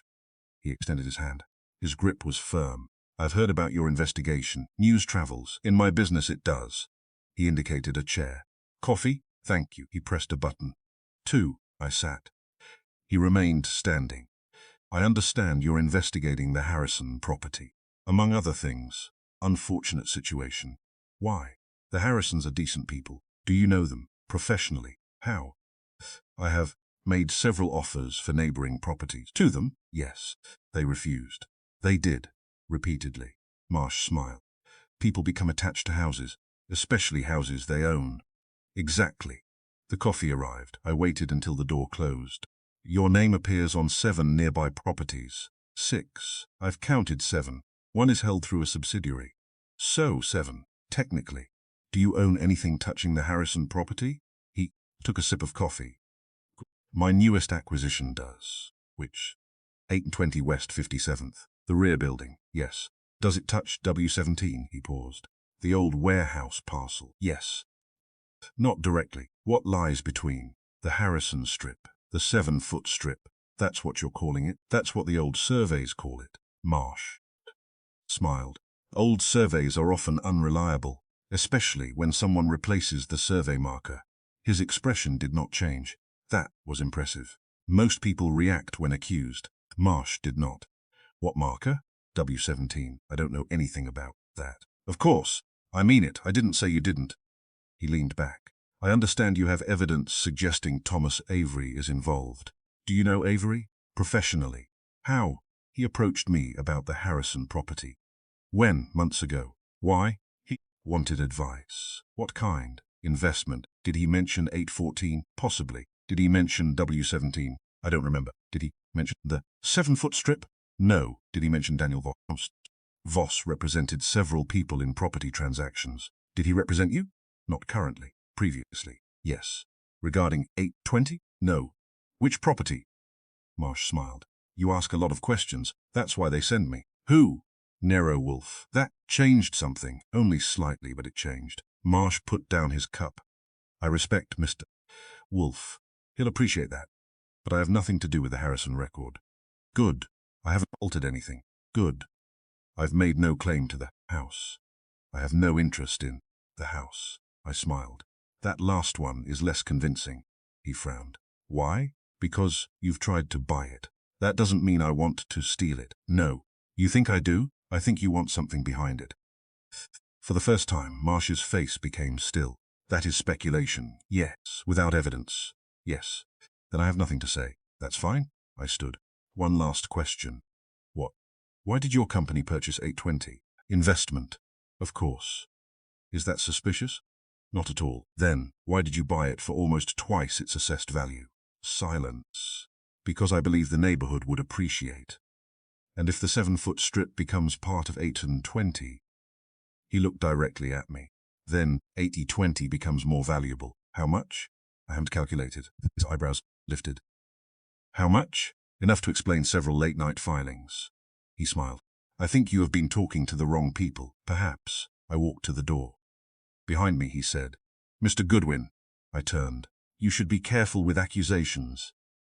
I wasn't accusing you. What were you doing? Listening. To what? To what you didn't say. I left. Wolfe listened to my account while eating lunch. Fritz had prepared roast duck, potatoes, green beans, and a salad with walnuts. Wolfe's attention was divided between the meal and the case. That meant the case was winning. Marsh is lying. That is a conclusion. He bought 820. Yes. Paid above market. Yes. He wants the strip, perhaps. He knew about Avery. Yes. He knew Voss. Yes. He denied knowing. The boundary. That is significant. How? Because I did not ask whether he knew the boundary. I stopped. What did I ask? You asked whether he knew W17, which is the boundary. To you. To him? Wolfe nodded. Exactly. So, if Marsh were innocent, he might ask what W17 meant. He knew! Correct. I sat down. Then he's the man. Possibly. You still won't say it. I'll say something more useful. What? It's not Thomas Avery. No. Nor is he Daniel Voss. Correct. He has no legal claim. Not yet. I leaned forward. So why use Avery? Because Avery has the right name. The son of William Avery, which links him to the old parcel. And Voss has the records. Yes, Marsh has the money. Yes, That makes 3. Wolfe nodded. And 3 is useful. That afternoon, Peter Bell arrived with a new packet from the city. He placed it on Wolfe's desk. These are copies of the electronic filing history. Wolfe opened the packet. The original submission was made at 2:14. Yes. By Daniel Voss. Yes. The second filing at 2:18. Yes. By Thomas Avery. Yes. And the clerk approved the metadata at 6:42. Bell nodded. Who was the clerk? Marjorie Sloane. Wolfe looked up. Does she still work there? Yes. Bring her. Here. Yes. Bell hesitated. She may not want to come. Everyone wants something. What's that? To remain employed. Bell left. I looked at Wolfe. You think she was persuaded? I think she was given something. Money, perhaps. Pressure, perhaps. Instruction, certainly. From Voss? Likely. From Marsh? Wolfe did not answer. That was answer enough. Marjorie Sloane arrived at 5. She was 58, nervous, and wore the exhausted expression of a woman who had spent 20 years explaining why computers had not actually improved paperwork. I didn't do anything wrong. Gestured toward the sit. She sat. What happened at 6:42? I approved a filing. Why? It appeared complete. Who gave it to you? It came through the system. Who submitted it? Daniel Voss. Did you know him? Yes. Professionally? Yes. Did he contact you? She hesitated. Earlier that week. Why? He said an old property transfer needed correction. Which property? 814. Did he mention W17? Her eyes flickered. Yes. How? He told me the old records had been mislabeled. By whom? I don't know. Did he provide documents? Copies. Old? Very. Did you verify them? I compared them with the database. Which database? The historical parcel index. Was the W17 designation there? No. Then why did you accept it? He said the designation had been superseded. By whom? City. Planning. Did you check? Why? She looked embarrassed. He was a respected attorney. Wolfe's voice remained calm. That is not a verification method. I know. What else did he tell you? That the Harrison property had been incorrectly associated with the old warehouse parcel, and that the correction would restore the proper ownership. Whose ownership? She hesitated. Thomas Avery's. I looked at Wolfe. He did not react. Did Voss mention Edwin Marsh? Her face changed. No. Did anyone? No. Did you receive anything? No. Money? No. Threat? No. Then why are you afraid? She looked down. Because yesterday Mr. Marsh came to my office. There was silence. Nothing. Nothing. He thanked me. For what? She swallowed. For correcting the record. After she left, Wolfe sat motionless. I said, that's enough. For what? To arrest Marsh? No. Voss? No. Avery? No. Then what do we have? Sequence. He looked at the papers. Voss supplies the historical material. Avery supplies the name. Marsh supplies the objective. And the clerk supplies legitimacy. Exactly. Then the ownership exists only on paper. The title. The house never changed, nor did the occupants, nor the walls, nor the physical boundary, only the references. Wolfe nodded. The trick is simple. Once you see it. Exactly. He stood and walked to the wall map. First, obtain the obsolete description, Voss. Second, identify the old reference point. Third, replace the physical marker. Someone did. Fourth, submit an altered survey, Voss. Fifth, persuade a clerk that the old transfer belongs to the Harrison property, Voss again. Sixth, create a new ownership record, Avery. Seventh, position the investor to benefit, Marsh. I looked at the map. And eighth? Wolfe pointed to 820. Acquire the property bordering the disputed strip, Marsh. Everything had fallen into place almost. There was still one question. Why the elaborate structure? Wolfe turned. Because every individual piece is authentic.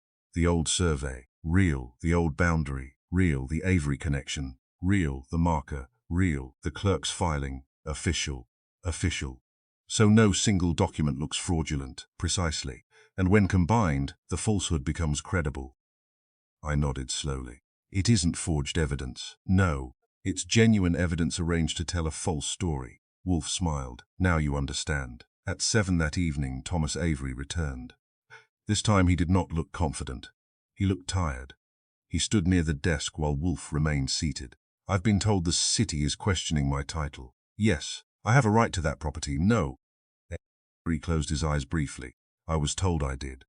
By whom, Daniel Voss? Why? He said the old Avery parcel had been wrongly absorbed into the Harrison property. Did he show you the documents? Yes. Did you understand them? No. Yet you signed. I trusted him. Why? He had represented my father. That was new. William Avery? Yes. When? Before I was born. What did your father tell you? Avery looked toward the window. He said the property had been stolen. By whom? Calder? Martin Calder? Yes. Did your father ever mention Edwin Marsh? Avery looked startled. Do you know Marsh? I've met him. When? Voss introduced us. Why? He said. Marsh was interested in acquiring neighboring properties. Did Marsh offer you money? No. Did he offer to purchase your claim? Avery hesitated. Not exactly. What did he offer? A partnership. Based on the property. Which property? The Harrison house. I looked at Wolfe. He remained perfectly still. How much? Avery gave a number. It was enormous.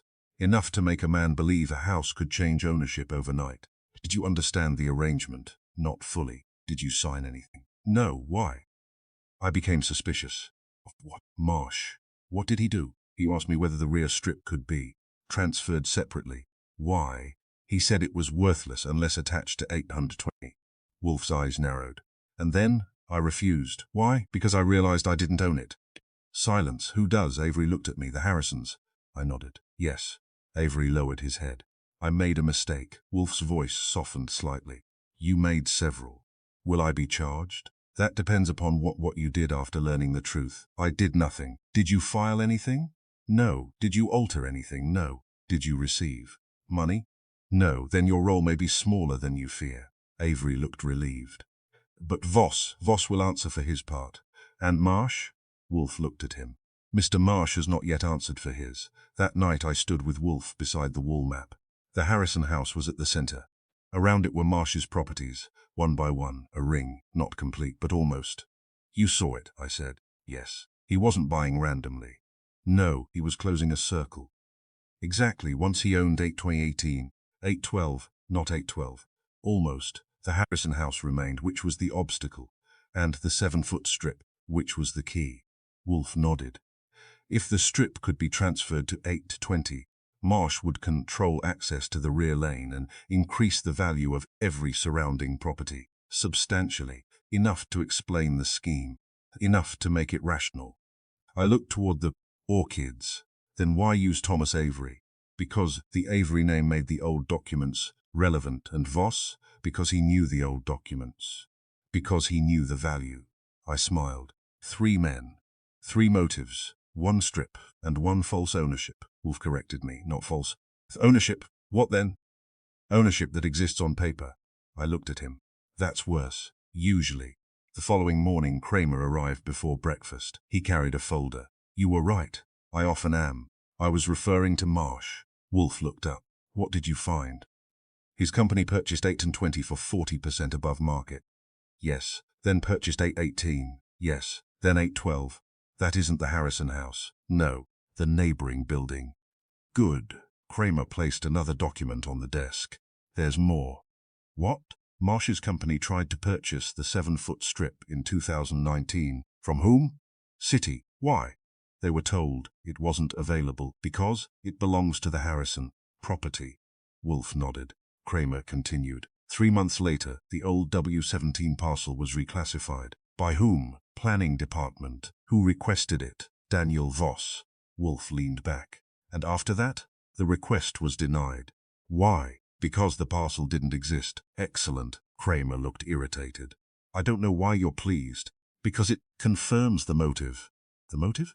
Marsh couldn't acquire the strip legally, so he changed its identity. Exactly. Kramer looked at me. You knew? We suspected. That's a fancy word for knew without evidence. That's detective work. Kramer grunted. I'll take the evidence. Wolfe reached for the file. You shall have it. All of it? Not yet. Why not? 1 document remains. Which? The original agreement. Kramer frowned. The Mercer's document. Yes. We searched the old Mercer firm records. And nothing. Wolfe looked toward me. Mr. Goodwin has another assignment, I sighed. I knew breakfast was too peaceful. Find the agreement. Where? Wolfe's gaze moved to the photograph of George Mercer standing beside the boundary marker. Where would a lawyer hide the 1 document capable of destroying his client's claim? I studied the photograph, then the marker, then the old house. Then I remembered the locked cabinet, the search, the untouched carbon copy, the missing original, and 1 phrase Mercer had written. The reference must remain fixed. I looked at Wolfe. The survey marker. No, the old warehouse. No, the house. Closer, I frowned. Then it came. Under the house. Wolfe smiled. Now we may finally be ready for the last act. Outside, New York was waking. Delivery trucks rumbled along the street. A bus sighed at the curb. Fritz's breakfast preparations had begun upstairs. And somewhere beneath a house that had supposedly changed owners overnight was a document written 28 years earlier.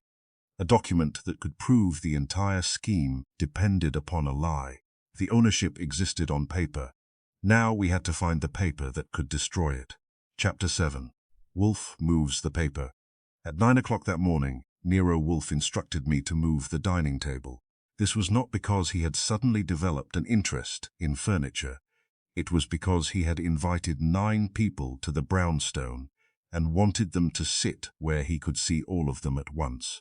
I knew this because Wolfe had already arranged the chairs. That was never a casual act. When Wolfe arranged chairs, somebody was about to become uncomfortable.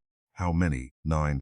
That's a large breakfast. It is not breakfast. Then what? An explanation? Whose explanation? Mine. I looked at the dining room. Will there be food? There will be coffee. For 9 people? For those who deserve it. How will you decide? I have already decided. I grinned. Am I among the deserving? You are among the necessary. That will do. He turned toward the office. On his desk lay 3 documents: the original Harrison deed, the old municipal ledger, the newly altered property record. Beside them was the photograph of the original W17 survey marker. I stopped. That's the photograph Reed found. No, the photograph of the marker. Yes, found where? Not found. I frowned. You told me the photograph existed. It does. Where did it come from? Mr. Reed. You said it was found among his papers. No. I looked at him. Then where Mr. Reed took it? When? 21 years ago. I stared at the photograph. The brass marker was clearly visible. The engraved number was unmistakable. W17. The pavement around it was intact. The rear wall of 814 stood several feet away. I looked at Wolfe. Why didn't you tell me? You were not ready. Ready for what? To understand what the photograph proves. I waited. Wolfe pointed to the picture. The marker. 17. The wall. Yes, the distance. Yes, that distance establishes the boundary. Unless the wall moved. It did not. How do you know? 'Cause Mr. Reed photographed the marker and the wall together. I leaned closer. A faint chalk line ran between the marker and the base of the wall. The line was visible only because the photographer had apparently marked the survey position. I looked again.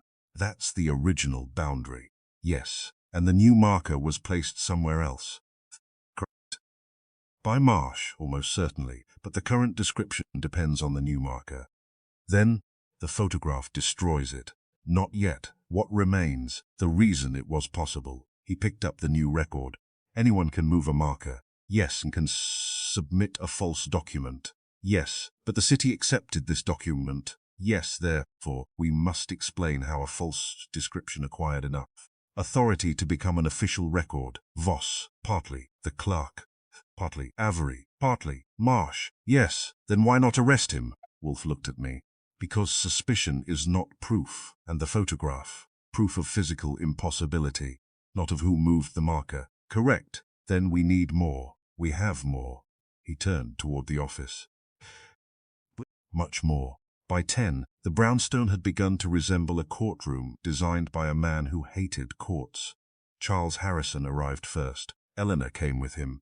Walter Crane followed 10 minutes later, carrying an old leather case containing survey instruments and documents.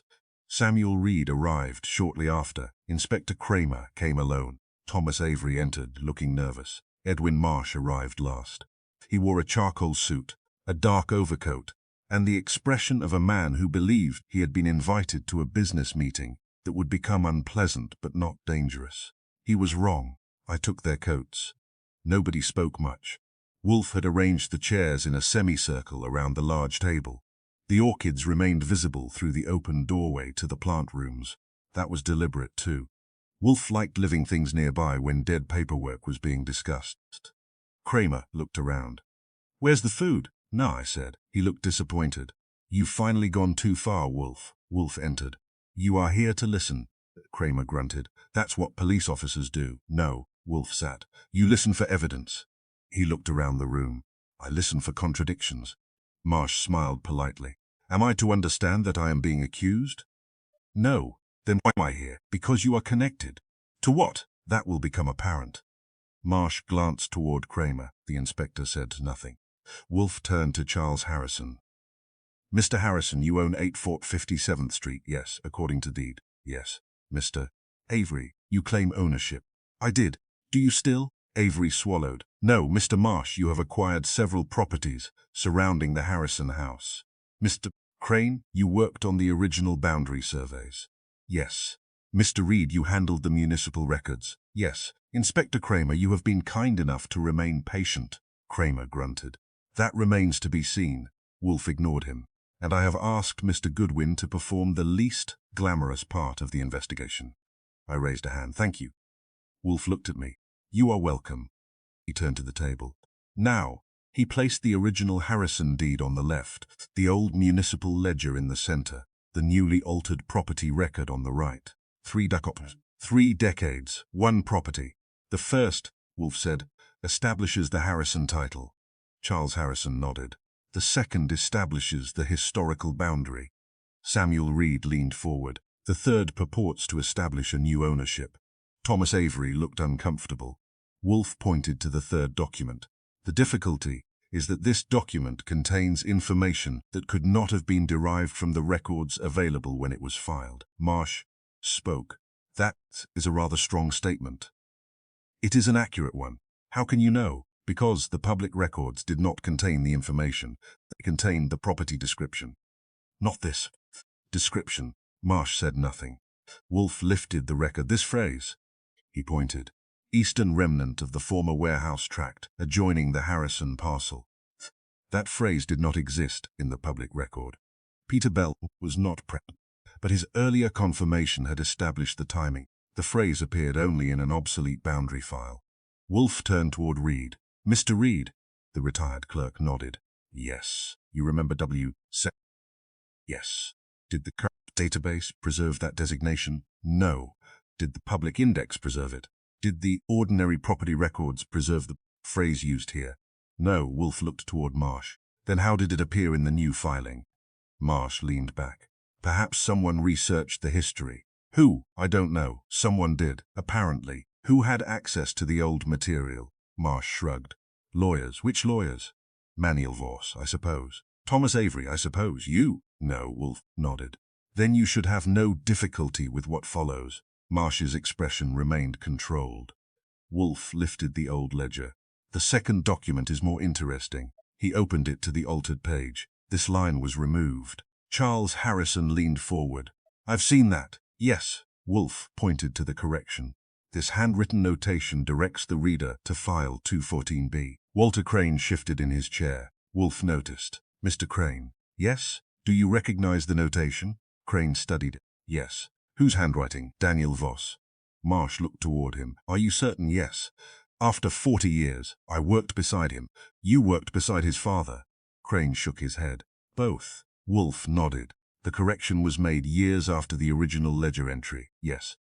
Why? To reflect the revised boundary. Which revision? 17, the warehouse parcel. Yes. And who requested it? Crane hesitated. Calder Development. Marsh's eyes narrowed. Wolfe looked at him. You know that company. Everyone in property knows Calder.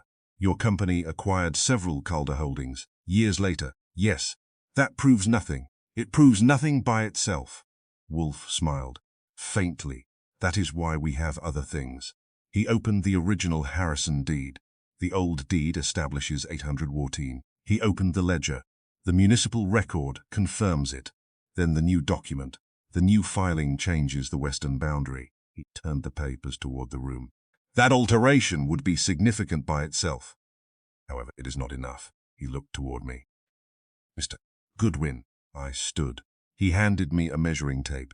Would you explain the physical difficulty? I took the tape. Gladly. I moved to the large map. The old W17 marker was 3 feet from the original rear wall of 814. Marsh spoke. Was? Yes, the wall was rebuilt, not in the relevant position. He looked at me. What does that mean? It means the rebuilt wall followed the original boundary. How do you know? I placed Reed's photograph beside the map. This. The room became quiet. The photograph showed the old marker, W17, the wall, the pavement, the distance. The marker was here. I placed a finger on the photograph, 3 feet from the original wall. Then I pointed to the map.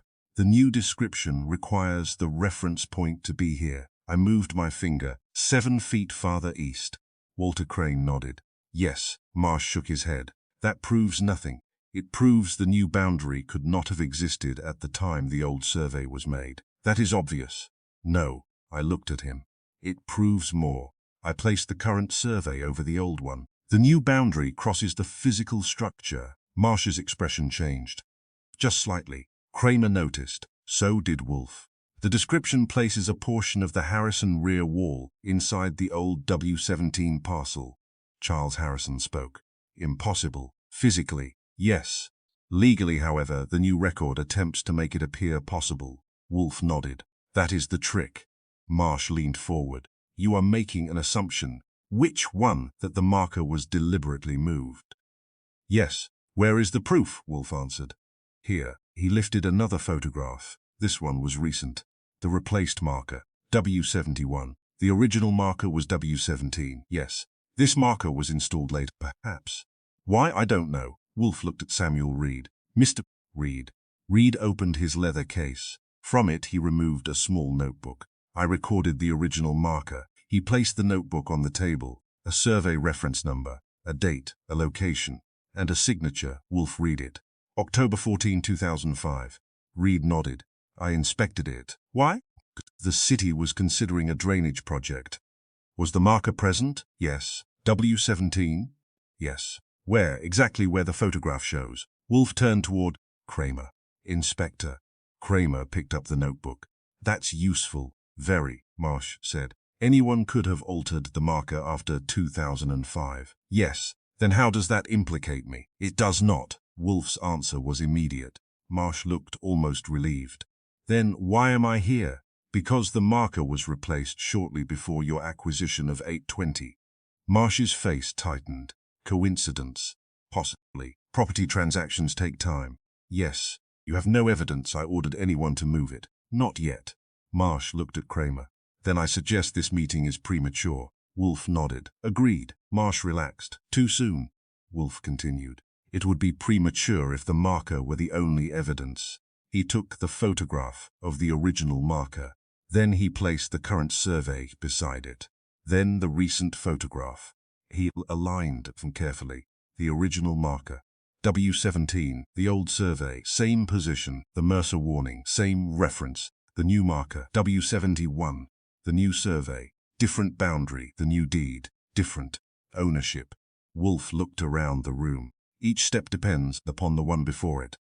He placed his finger on the first photograph. If this marker remains where it was, the old survey remains correct. He moved to the second document. If the old survey remains correct, the Harrison boundary remains clear. Third, if the Harrison boundary remains clear, the 7-foot strip cannot be claimed as part of W17. Fourth, if the strip cannot be claimed, 820 cannot gain the rear access Marsh wanted. Silence. Marsh's face had become expressionless. Wolfe continued. So the first necessary act was not filing the new deed. It was moving the marker. Kramer looked at Marsh. Marsh said nothing. The second act was not naming Thomas Avery. It was reconstructing the obsolete boundary. The third was persuading a clerk to accept the reconstruction. The fourth was creating an official ownership record. Thomas Avery's name then appeared as though it had always belonged there. Wolfe folded his hands. But the ownership was never transferred. It was manufactured. Thomas Avery spoke. I didn't know. Wolfe looked at him. You knew the claim was based on your father's property. Yes. You did not know the boundary had been altered. No. You did not know the marker had been replaced. No. You did not know the public record had been constructed from obsolete material. No. Who told you that you owned 814? Voss. And who introduced you to Marsh? Voss. Why? Avery looked at Marsh. I thought he wanted to buy the property. Marsh said sharply. That is not what happened. Avery continued. He said I could receive a share. Of what? The development. What development? 820 and the surrounding properties. Wolfe looked at Marsh. Marsh said nothing. Kramer stood. Mr. Marsh. Marsh remained seated. Did you arrange the purchase of 820? Yes. Did you know the Harrison property bordered it? Yes. Did you know about W17? No. Kramer looked toward Reed. Reed shook his head. I saw Marsh's representative at the survey office. Marsh turned. When? 3 years ago. What man named Paul Denton? Marsh said nothing. Kramer looked at Wolfe.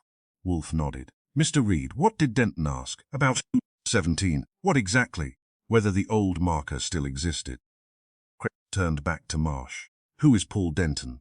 My consultant. Your employee? Not I pays him. My company. Did he ask about the marker? I don't know. You didn't ask? No. Kramer smiled without humor. Convenient. Wolfe remained calm. The difficulty with Mr. Marsh's position is not that he knows too much. Marsh looked at him. It is that he knew too little. Meaning, you understood the value of the strip. Naturally, you attempted to purchase it through legal channels. Yes, you were refused. Yes, you then acquired 8 and 20. Yes, you continued pursuing access. Of course, you eventually learned that an obsolete property description might allow the strip to be treated as part of the Avery parcel. Marsh said nothing. Mr. Voss knew how to construct the necessary documents. No. Avery provided the historical name. No. The clerk provided the official appearance. No. And someone moved the marker. No. Wolfe smiled. Then perhaps all 4 events happened independently. Kramer muttered. That would be one hell of a coincidence. Wolfe nodded. An extraordinary one. Marsh stood. This is absurd. No. I have done nothing illegal. You have not heard the final evidence. I don't need to. You do. Wolfe reached into a folder. He removed a document. Do you recognize this? Marsh glanced at it. No. It is a purchase memorandum for 820. I've seen it. Of course. Wolfe placed it beside the current property record. Read the boundary description. Marsh looked. Then his face changed. The document described 820 as extending to the eastern remnant of the former warehouse tract. The same phrase, the same wording, the same obsolete reference. The memorandum predates the altered Harrison filing by 11 months. Kramer stared. Marsh said nothing. You already knew about the obsolete boundary. Wolfe continued. You knew the 7-foot strip mattered before Thomas Avery appeared in the records. Marsh looked toward Kramer. This proves only that we researched the property. Yes, and? You researched it using material that was not publicly available. Marsh's jaw tightened. Who supplied it? Silence. Daniel Voss. Marsh did not answer. Who paid Voss? Will looked at Avery. Mr. Avery, how much were you promised? Avery gave the figure. Kramer whistled softly. Marsh snapped. He had no authority to negotiate. Yet he was promised a percentage, verbally. Why? No answer. Wolfe looked at him. Because you needed the Avery name. Then Wolfe did something I had seen him do before. He moved the paper, not metaphorically, literally. He took the original Harrison deed and slid it next to the old ledger. Then the ledger beside the new record. He placed the old survey beside the photograph. Then the current marker photograph beside it. He arranged the documents in a line, past, boundary, alteration, ownership, benefit. The mistake, Wolfe said, was assuming that paper could erase physical reality. He pointed to the photograph. It cannot. He pointed to the original deed. It cannot. Then the new record. It can only make a falsehood official. He looked toward Marsh. That is what you accomplished. Marsh shook his head. No, Wolfe continued. You moved the reference point. No, you reconstructed an obsolete description. No, you placed Thomas Avery in the record. No, you prepared to absorb the disputed strip into 820. No. Wolfe sat back. Then explain this. He held up the purchase memorandum. It contained one handwritten notation. A date. A location. And initials. Marsh stared at it. Kramer took it from Wolfe. Your initials? Marsh said nothing. Kramer looked up. Are they? Marsh finally spoke. Yes, then we're finished. No. Wolfe's voice stopped him. Not quite. He looked at me. Mr. Goodwin. Yes? Tell them what happened to the marker. I stood. The original W17 marker remained in place until at least 2005. I held up Reed's notebook. It was photographed. I held up the old photograph. The marker was still W17. I held up the recent photograph. Later, someone removed it and replaced it with W71. I placed both photographs side by side. The new marker was installed farther east. I pointed to the pavement. That changed the apparent reference point. Then the map. The new boundary therefore shifted. Then the filing. The The new legal description incorporated that shift. Then the ownership record, and the city recorded Thomas Avery as owner. Finally, the purchase memorandum. Before any of this, Edwin Marsh had already planned to profit from the strip. The room was silent.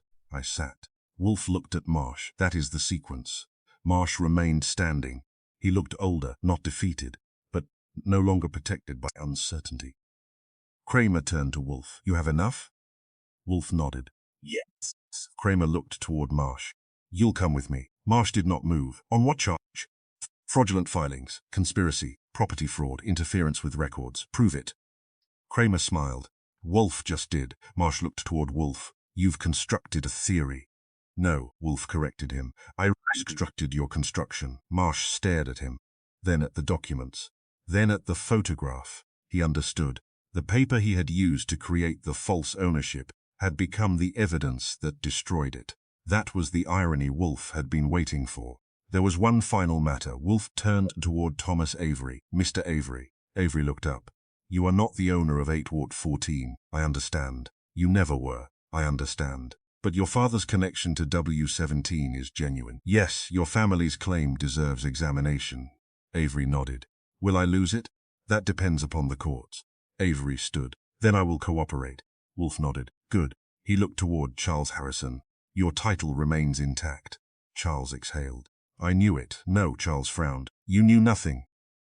A faint smile appeared on Wolfe's face. But you were right. Charles laughed. It was the first relaxed sound in the room. After Kramer left with Marsh, the others remained. Walter Crane carefully rolled his old survey. Samuel Reed returned his notebook to his leather case. Eleanor Harrison stood beside her father. Thomas Avery lingered near the door. He looked back at Wolfe. My father spent his whole life believing that land had been stolen from him. Wolfe nodded. Perhaps it was. Then what happens now? Now the facts become public. Avery nodded. Thank you. Wolfe waved a hand. I did not do it for gratitude. Avery smiled. I know. He left. Eleanor followed. Charles paused. Mr. Wolfe. That 7-foot strip. Yes. How much is it worth? Wolfe looked at me. I shrugged. More than 7 feet should be. Charles smiled. Then he departed. When the house was finally quiet, I returned the documents to Wolfe's desk. The old deed, the ledger, the altered record, the photograph. They looked almost harmless. Paper, ink, dates, names. Nothing more. Yet 3 weeks earlier, those sheets had been enough to make a house change owners without a single person crossing its threshold. I looked at Wolfe. You knew the marker was the key. I suspected. You knew Marsh was involved. I suspected. You knew Avery was a front. Yes. When he knew the wording before publication, that gave you Voss, yes. And Voss gave you the old boundary, yes. And the boundary gave you Marsh. Eventually, I looked at the photograph. Why was the original marker photographed? Because surveyors are cautious, and that saved the case. No. What did? Wolfe leaned back. The mistake was not moving the marker. Then what? The mistake was believing no one had recorded where it stood. He closed his eyes. Every alteration creates a reference to what existed before. I smiled. Even a boundary, especially a boundary. Outside, the city was moving toward evening. The brownstone had returned to its ordinary quiet. Somewhere upstairs, the orchids were being tended. Fritz was preparing dinner. Kramer had a stack of documents that would keep him occupied for weeks. The Harrisons still had their house. Thomas Avery had lost an ownership he had never possessed. Edwin Marsh had discovered that property could be accumulated much more easily than innocence, and the 7-foot strip behind 814 remained exactly where it had always been. No wider, no narrower, no more valuable to the eye. Only now it had a history. I looked at Wolfe. So tomorrow we solve something else. No, tomorrow I shall have my orchids repotted. I laughed. That's the trouble with you. What? You can solve a property conspiracy and still worry about the roots. Wolfe opened his eyes. The roots are the important part. I glanced toward the plant rooms, then at the papers on the desk. Perhaps he was right. A house had changed owners without moving. A boundary had moved without moving. A parcel had disappeared without disappearing.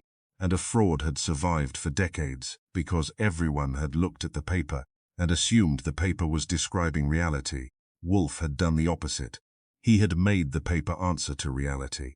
And once the two were placed side by side, the lie had nowhere left to stand. Chapter 8. The House That Never Changed Owners. By 8 o'clock the next morning, 814 West 57th Street looked exactly as it had looked the day before. That was the first thing I noticed.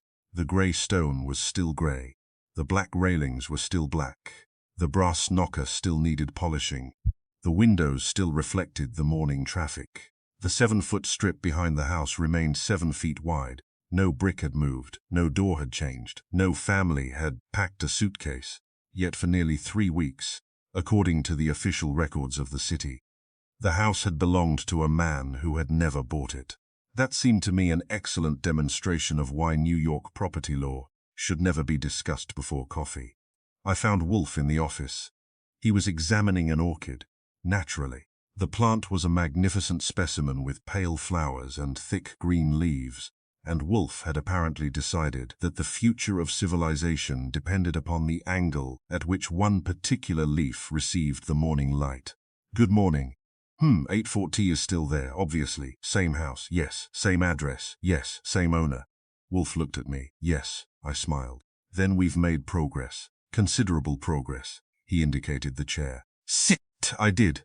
On his desk lay the same collection of documents that had brought us to this point. The Harrison deed, the damaged municipal ledger, the altered property record, George Mercer's carbon copy, the old survey, the photograph of the original W17 marker, the photograph of the replacement marker, and the purchase memorandum bearing Edwin Marsh's initials.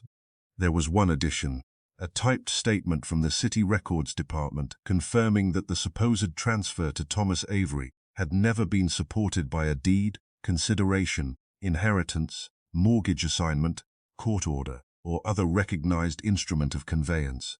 In other words, the city had recorded an ownership change without an ownership transfer. The paper had moved. The house had not. Wolfe looked at the documents. The essential point, Archie, that the house never changed owners, yes. Everything else was camouflage.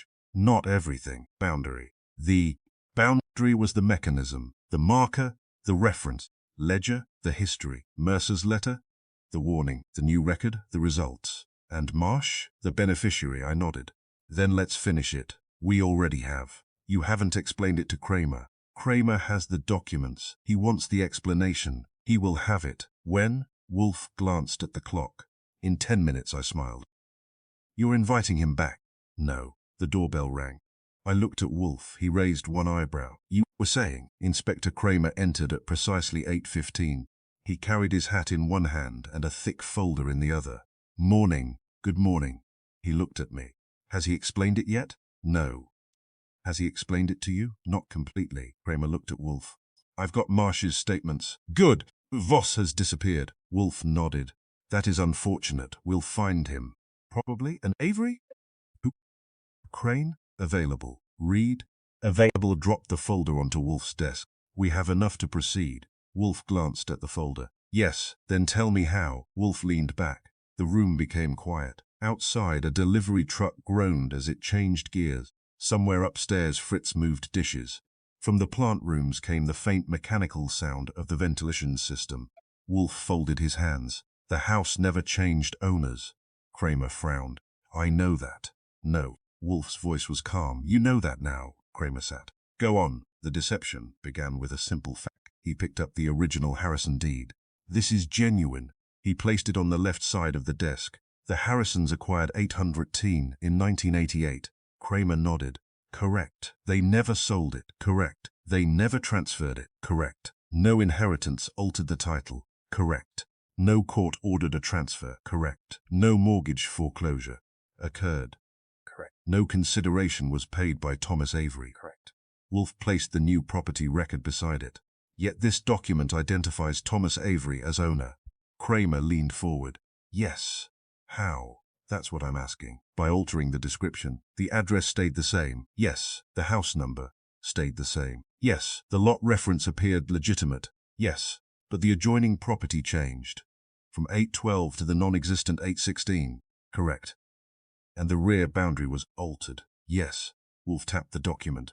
That was sufficient to make the city's system treat the property description as a different legal configuration. Kramer frowned. Without moving the house. Exactly. Explain the significance. The city records do not understand houses. Kramer looked at him. They understand parcels. Precisely. Wolfe pointed toward the original deed. A street address is convenient. He pointed toward the legal description. A legal description is controlling. Then the ledger. A parcel can therefore be made to appear different without changing its number. Kramer nodded slowly.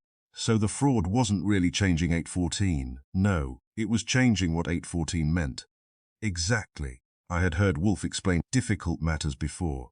He had a gift for reducing complicated mechanisms to a few sentences so clear that one wondered why everyone else had needed 3 weeks to see them. This was one of those occasions, he continued. Marsh did not need to steal the Harrison house.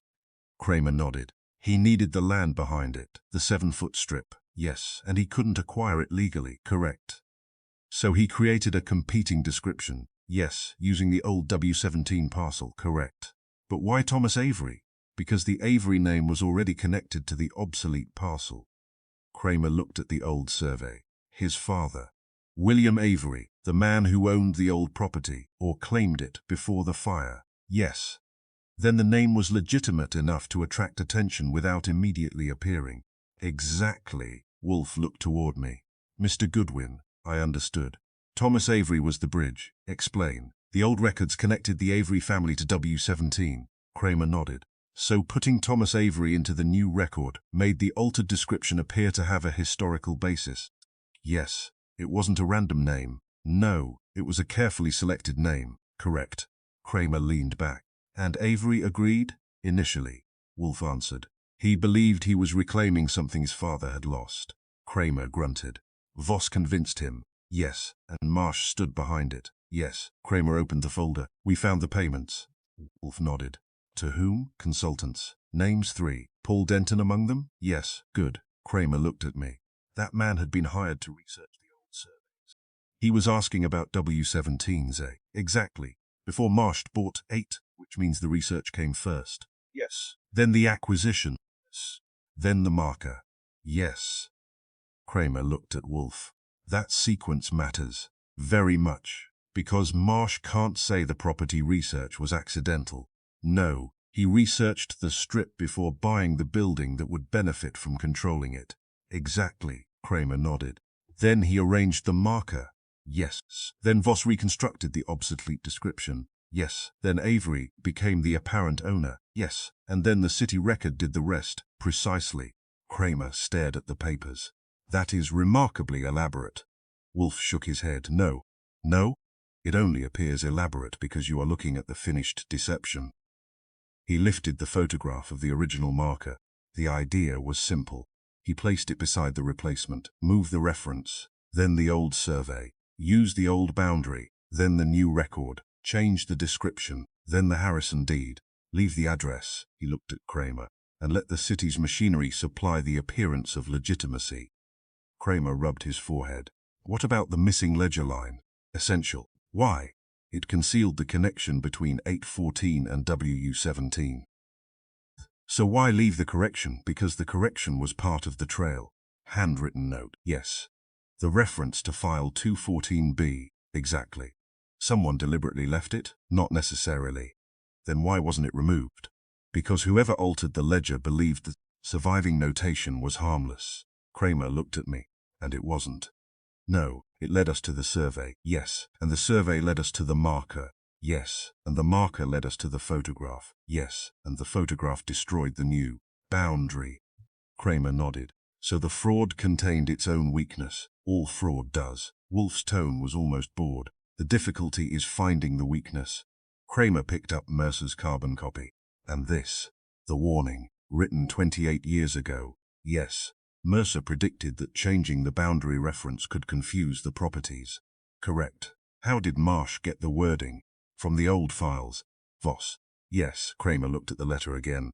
The phrase in the new record. The same phrase. Copied almost exactly. Yes. That is what connected the present fraud to the old warning. Exactly. Why didn't they simply change the boundary without using Mercer's wording? Because the wording carried legal authority. Even though the letter wasn't a filed document, It established the language used by the earlier parties. Kramer nodded. So someone reading the new description might assume it was derived from legitimate historical records. That was the intention, and it almost worked. Yes, until Avery knew the wording too. Early. I smiled. That was his mistake. No, Wolfe said. It was Voss's. I looked at him. How? Voss gave Avery the wording before the filing became public, which told us someone had access to the source.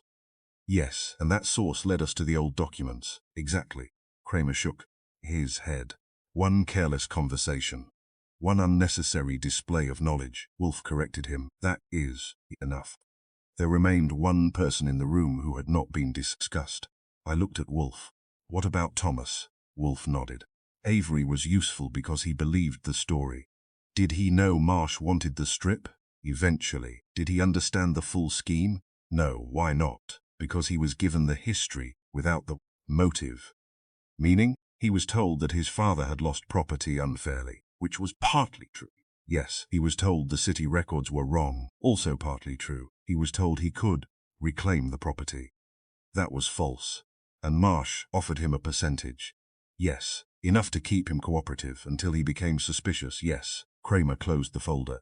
Then Avery is not our main target. No, Voss. Important, but Marsh. The beneficiary, Kramer nodded. That is enough. The inspector stood. I'll take the evidence. Wolfe gestured toward the desk. Take copies. Kramer looked annoyed. The originals? Some remain here. Why? They belong to the Harrisons. The city can subpoena them, then do so properly. Kramer stared. Sometimes I wonder whether you enjoy making police work difficult. Sometimes? I laughed. Kramer ignored me. He gathered the necessary copies. Before leaving, he turned to Wolfe. One thing. How did you know Marsh wanted the strip before we found the acquisition records? Wolfe considered him. Because no one spends that much money to buy the wrong building. Kramer frowned. $820. Yes, it was overpriced. Considerably.